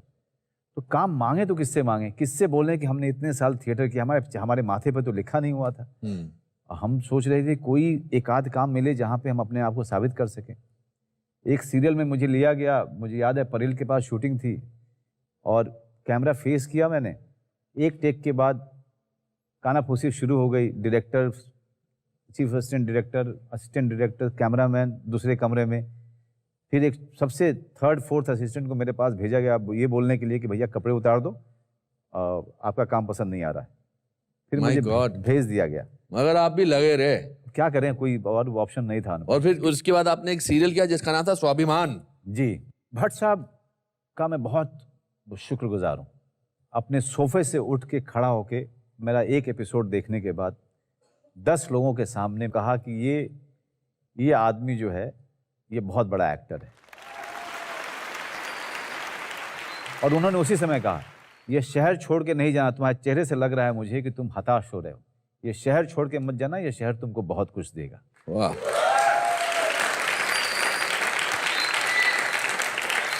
वाह। 10 एपिसोड करने वाले थे आप स्वाभिमान के, आपने 250 से ऊपर एपिसोड जी, किए। जी। 10 एपिसोड की शूटिंग कर दी मैंने। हाँ। 1,500 रुपया पर एपिसोड था। हम्म, तो उसके हिसाब से मुझे पैसे धीरे धीरे मिल रहे थे और जब मैं खुश था। एंड 20,000-25,000 रुपये महीने के मुझे हो बन जाते जाते थे। थे। और उसके बाद मैंने हॉलीडे इन में जाना शुरू किया। अच्छा। हिम्मत। अच्छा। वो मूछ वाला एक दरबार हुआ करता था। हाँ। वो अब मैं उसको बिना किसी डिस्कम्फर्ट के क्रॉस कर जाया करता था। अच्छा, उससे पहले डर लगता था। उसके पहले डर लगता था। हाँ, किसी भी ऑटो को आप रोक सकते थे, हाँ, ये रुको, हम इसको हम बताते भी नहीं थे कहाँ तक जाना है। हाँ, पहले कभी अगर ऑटो लिया भी था तो पता होता था कि 5 रुपए है, यहाँ जाके उतर जाऊंगा, करेक्ट। उतने ही पैसे हैं। ये है कि पॉकेट की तरफ देखना थोड़ा बंद किया हमने। और फिर 1998 में एक फिल्म आई जिसने आपकी किस्मत को पूरा पिटारा बदल दिया, and that was Satya. Satya. I wherever he is, if he is watching this program, Ram Gopal Verma, I mean I will always be indebted to him, always. मैं गया था दौड़ में, परेश रावल के हेंचमैन का रोल था, और मुझे बताया गया था कि इसके 35,000 रुपये मिलेंगे। मैंने कहा यार कर लूँगा यार, अब इस पैसे की बहुत ज़रूरत है। तो उन्होंने कहा कि तुमने क्या किया है? रामू ने मुझसे पूछा। मैंने कहा सर बैंडिट क्वीन किया था। कहते I have seen Bandit Queen, which role you have done? मैंने कहा सर मान सिंह।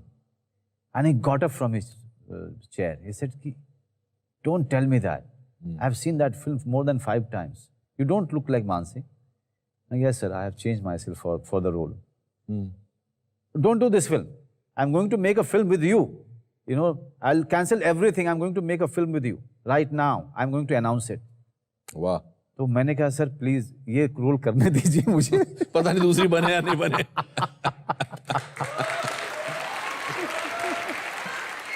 तो मैंने दौड़ का भी रोल किया, और साथ साथ सत्या भी उसके बाद जो हुई वो भी की मैंने। दोस्तों, मेरी आज की दूसरी मित्र एक बहुत ही खूबसूरत शख्सियत है।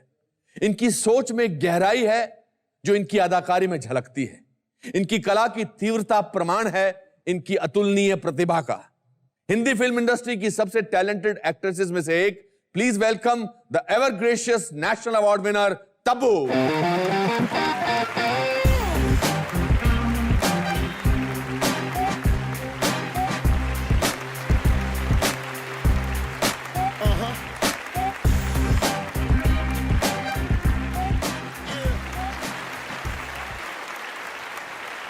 That's it, Tabu.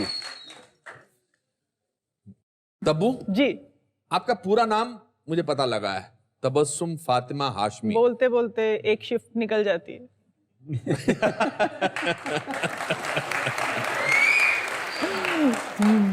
तब्बू क्यों सोचा? मुझे तो बड़ा अच्छा लगता है तबस्सुम हाशमी। एक्चुअली मैंने नहीं सोचा था, ये मेरा पेट नेम है। मुझे घर में तब्बू बुलाते हैं, तो देव साहब को लगा कि बहुत अनयूजुअल और क्वर्की नाम होगा, और यही रखो। तो मैं बहुत छोटी थी, कुछ समझ में नहीं आया, तो अच्छा ठीक है यही रखते हैं। तो फिर वो रह ही गया। बहुत अच्छा, खूबसूरत। मेरी साइज के लिए छोटा है शायद। तो तबस्सुम जी, आपने थिएटर तो नहीं किया? डर लगता है थिएटर से, तो मतलब ये स्टेज इतना ही, मतलब मैक्सिमम स्टेज जो मैंने किया है वो ये स्टेज किया है। बाय द वे, इत्तेफाकन हमारी आपकी पहली फिल्म में मैं था। यस। और फिल्म का नाम था हम नौजवान, देव साहब की फिल्म थी। जब मैं चाइल्ड आर्टिस्ट थी, जब ये चाइल्ड मुझे आर्टिस्ट, तब से देखा है। तब से मैंने देखा है, और जज्बात वो नहीं रहे।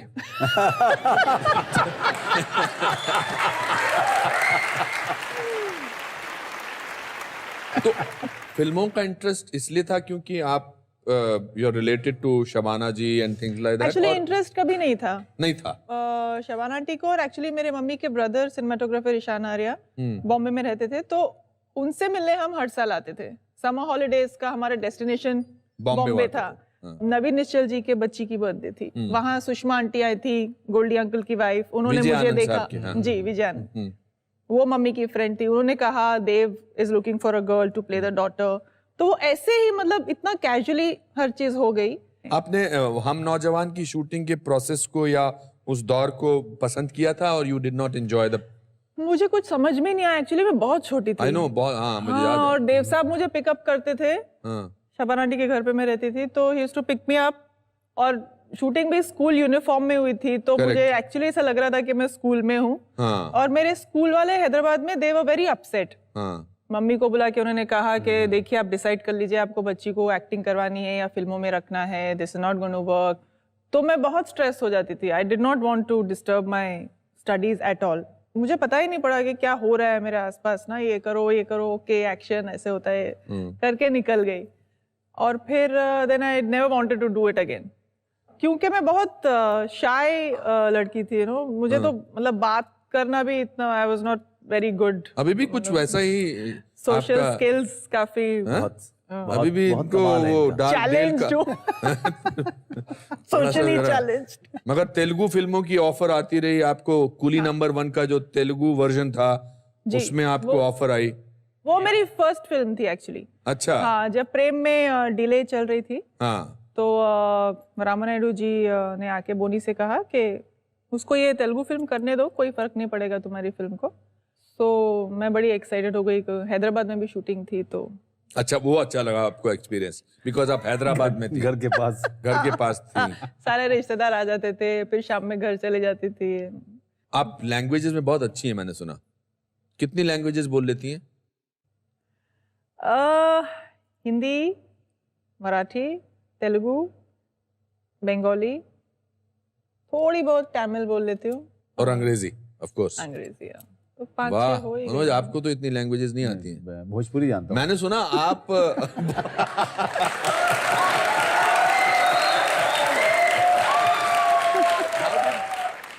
नेक्स्ट स्टेप क्या हुआ हिंदी फिल्मों के लिए? शेखर अंकल मैं बुलाती थी, अब तो उन्होंने मना कर दिया मुझे शेखर अंकल नहीं बुला।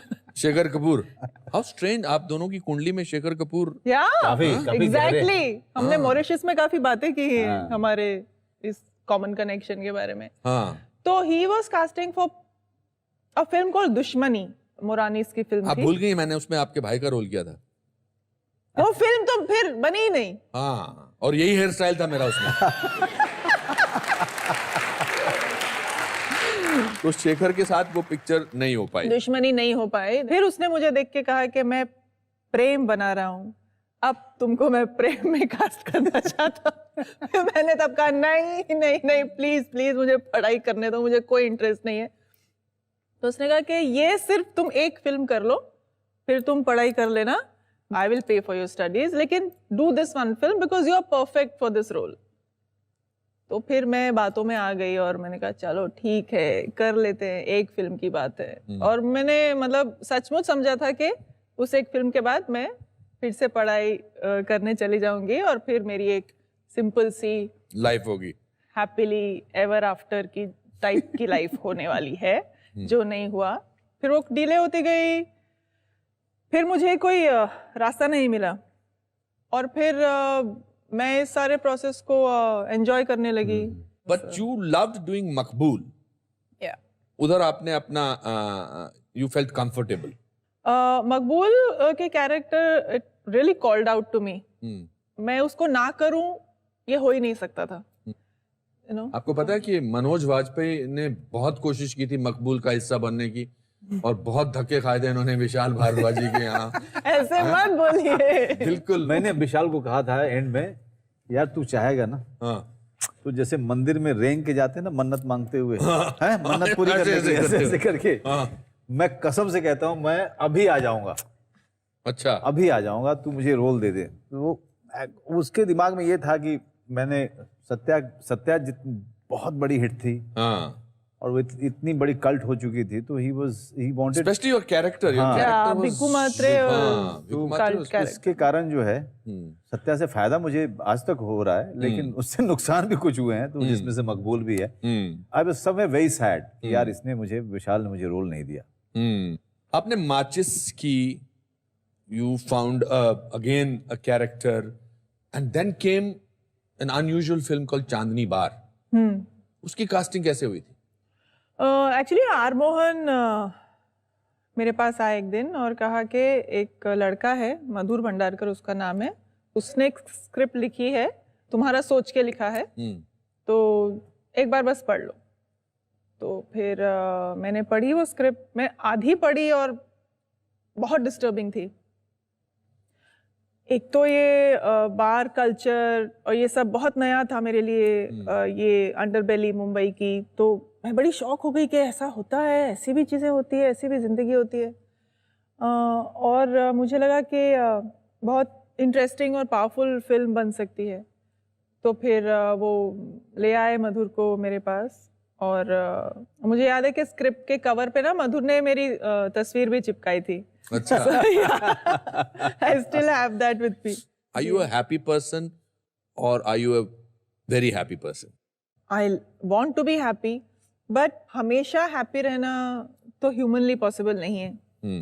मेरी जद्दोजहद वही है कि कंटेंटमेंट फील करूं और हर मोमेंट में एक्चुअली उसी इंटेंसिटी से जी पाऊं। मनोज, आप लास्ट टाइम कब रोए थे? 2 दिन पहले। 2 दिन पहले? जी। वो रोना आया था मुझे करीब 6 साल के बाद। अच्छा। ऐसे ही किसी ने मुझे मेरी माँ की याद दिला दी।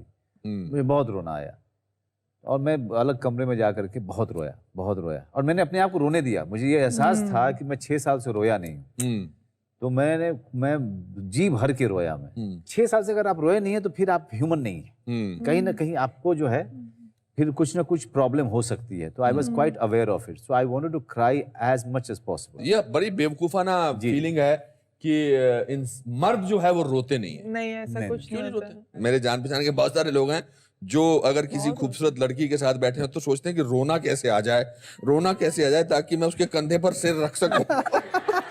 Nobody loves me. My wife doesn't understand me. My wife doesn't understand me or nobody loves me. ये मुझे आपसे एक सवाल पूछना, सॉरी टू इंटरप्ट, अच्छा। कि आप इतने साल से, हाँ। मैं जब से आप याद है मुझे पता नहीं, आई थिंक 30 इयर्स हो गए होंगे, आप ऐसे ही कैसे लगते हो इतने साल से? How do you look the same? I've decided to be happy. बहुत साल पहले इस इंडस्ट्री में आके मुझे इस बात का एहसास हो गया कि अगर मैं अपनी खुशी दूसरों पर छोड़ दूंगा तो उनकी पूरी कोशिश रहेगी कि मैं दुखी रहूं। आम जिंदगी में ऐसी कौन सी शख्सियत है आपकी जिंदगी में जो आपकी स्थिरता का, आपके स्ट्रेंथ का एक बहुत बड़ा स्रोत है? मेरी माँ। अच्छा। मेरा सबसे इम्पोर्टेंट और स्ट्रॉन्गेस्ट रिश्ता है। वो मुझे हमेशा ये कहती है कि जब तक तुम किसी चीज को महसूस करके नहीं करोगी तुम उसे एंजॉय नहीं करोगी। That's fantastic. I think she knows me very well. Wonderful, wonderful. Manoj, आपकी लाइफ में ऐसी कौन सी हस्ती है, शख्सियत है, रिश्ता है जिसने आपको हमेशा बांध के रखा है? मेरे फादर। हाँ, मैं अपने फादर से बहुत ज़्यादा जुड़ा रहा हूँ। मेरे जीवन में बहुत सारे लोगों का हाथ रहा है मुझे बनाने में, मुझे सिखाने में। लेकिन एक क्वाइटली एक आदमी जो है आपको सपोर्ट किए जा रहा है, कभी आपसे कुछ एक्सपेक्ट नहीं कर रहा है। तो I think that meant a lot for me. He never put a pressure on me, never. उनकी कोई एक सीख जो आपने उनसे सीखा? मेरी माँ ने एक बड़ी अच्छी बात कही थी। जो सत्या के बाद जो है बड़ा हंगामा हो रहा था और सारे अवार्ड फंक्शंस में मैं नॉमिनेटेड था एंड मिल भी रहे थे सारे। तो मैं चाहता था कि मेरे माँ बाप अवार्ड फंक्शन में आए। तो जब आए थे तो किसी बात पे मेरी माँ ने एक बात कही थी कि मनोज, जिसको सफलता नहीं मिली है ना उसको बेवकूफ़ नहीं समझना। वाह। यू नो, और वो भोजपुरी में ऐसे ही बोल गई। क्या how was it said it in Bhojpuri? बताइए ना। मनोज, एगो बात याद रखियो कि जेकरा तू सब नेखे मिलल जौन तरह मिलल बनू वो गधा ना होवे। क्या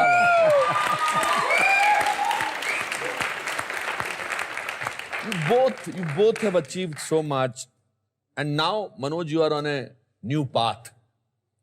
आपने डिसाइड किया अब आप एक फिल्म प्रोड्यूस करेंगे। जी। उसमें आपने मुझे तो लिया नहीं है। मेरे रोल में आपने अन्नू कपूर जी को ले लिया। Tell us something about that film. वो नीरज पांडे ने मुझे कहा कि आप ये स्क्रिप्ट सुनिए, बहुत अच्छी लगेगी आपको। तो मैंने स्क्रिप्ट सुनी, पढ़ी भी उसको, मुझे बहुत अच्छी लगी। तो मैंने कहा ये रोल कौन करेगा यार, ये तो रोल मुझे बहुत कम लोग हैं जो ये निभा पाएंगे। तो उन्होंने कहा कि आपकी दोस्त से हम बात कर रहे हैं और वो जानते थे कि तब्बू और मैं बहुत ही गहरे मित्र हैं। फिर हमारी उनकी भी बातचीत हुई इस बारे में। फिर नीरज ने मुझे फ़ोन करके बोला कि यार मैं चाहता हूँ कि आप इसमें हमारे साथ जुड़ जाओ। मैंने कहा जुड़ा हुआ तो हूँ, पर नहीं, आप को प्रोड्यूसर हो जाओ इसमें। तो मैं उनके साथ जुड़ गया और नीरज पांडे और उनके पार्टनर शीतल दोनों भाग गए। उन्होंने कहा अब ये आप प्रोड्यूस करेंगे। हाँ, आप प्रोड्यूस करेंगे, आप ही रहिए सेट पे, आप ही संभालिए। आप हैं तो फिर हमको क्या दिक्कत है, हम बेबी के लिए जा रहे हैं, हमारा लोकेशन है, फिर उसका शूटिंग है। And I was completely left alone. दूसरी फिल्म में बनाएंगे अब इंशाल्लाह, उसमें फिर रिपीट करेंगे एक्टर्स को, दूसरे एक्टर्स को भी। हमारे शो का एक सेक्शन है जिसमें हम हमारे मेहमानों से पूछते हैं कि ऐसा कोई किस्सा आपकी लाइफ का जिसको देखकर या जिसको महसूस कर कर आप ये कह सकते हैं कि अगर यार मेरे साथ ये हो सकता है तो फिर कुछ भी हो सकता है। आप मनोज? मैं चला गया क्योंकि बाकी जगह पे जाता था एक हफ्ते पहले तक, तो कुछ ऐसा कुछ तो होता नहीं था। मुझे लगा कि ऐसे ही बुला रहे हैं, सब 2-3 और एक्टर चले गए साथ में। एंड अनुपम, पब्लिक को पता चला बीकू मात्रे आया हुआ है। The entire theatre came out. वाह। एंड जो वॉचमैन थे और जो गेटकीपर थे हॉल के, उन लोगों को मैं रेस्क्यू के लिए आना पड़ा। मुझे एग्जैक्टली ऐसे गोदी में टांग करके मुझे निकाल के भीड़ से लेके जाना पड़ा। देन आई सेड कि yes, I mean if this can happen to me, this can happen to anybody. वाह, कुछ भी हो सकता है। आपका कोई ऐसा किस्सा? आई थिंक मेरा सारा करियर और ये बात के मतलब मेरी फैमिली में बोलते थे कि तो बात भी नहीं करती है, इतनी लंबी है, क्या है, सिर्फ पढ़ाई करती रहती है। तो for somebody like that to become this, I think तो कुछ भी हो सकता है। वाह वाह वाह।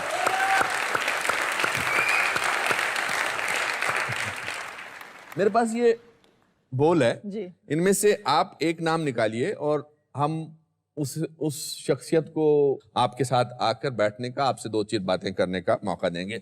सो Tabu, I will ask you too. Arpit. Arpit, wonderful. Arpit, come. Hello. बैठिए। अर्पित जी, क्या करते हो अर्पित आप?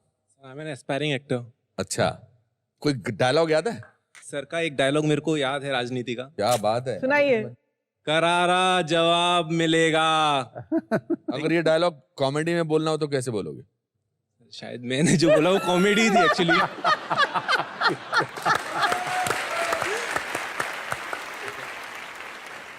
जैसे जैसे लाइन बोलता हूँ बोलते जाओ। हाँ, चलो वहाँ देख। बौखला गए हैं वो, बौखला गए हैं वो, बदहवासी छाई है, बदहवासी छाई है। सिंगल पॉइंट एजेंडा है कि कैसे राष्ट्रवादी की ताकत तोड़ें। सिंगल पॉइंट एजेंडा है कि कैसे राष्ट्रवादी की ताकत तोड़ें। मगर भाइयों, राष्ट्रवादी की जड़ें इतनी कमजोर नहीं है कि इन हादसों से हिल जाए। राष्ट्रवादी की जड़ें इतनी कमजोर नहीं हैं कि इन हादसों से हिल जाएं। आसमान में थूकने वालों को नहीं पता, आसमान में थूकने वालों को नहीं पता कि पलट के थूक उन्हीं के ऊपर गिरेगा। कि पलट के थूक उन्हीं के ऊपर गिरेगा। करारा जवाब मिलेगा।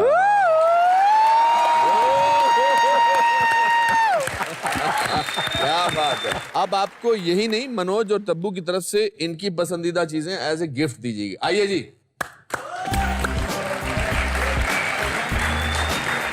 फैंटास्टिक। क्या बात, ये रखो। इतनी सारी राजनीति भी है। अच्छा,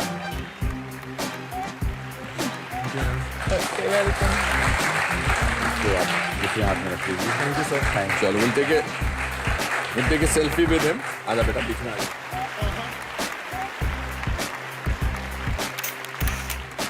चलिए, thank you so much. Thank you for all the best. Thank you sir. God bless you. So thank you very much for this amazing sharing of your slice of your life. हमने आपके लिए, दोनों के लिए कुछ लिखा है। मैं चाहूंगा कि आप मेरे पास यहाँ आएं और ताकि मैं आपके सामने ये पढ़कर सुना सकूं। हिंदुस्तानी सिनेमा जगत के असामान्य रत्न तब्बू और मनोज, आपको हमारा प्रणाम। आप एक अद्भुत कलाकार हैं जिनकी अदाकारी का अपना ही एक अंदाज है। तौर तरीकों से जकड़ी इस दुनिया में आपने अपनी एक अनोखी पहचान बनाई। आपका प्रभावशाली अभिनय हमारे लिए एक प्रेरणा है। आप इसी प्रकार अपने हुनर से हमें आनंद प्रदान करते रहिए, यही हमारी अपेक्षा है। अनुपम खेर। धन्यवाद। Thank you. Thank you very much.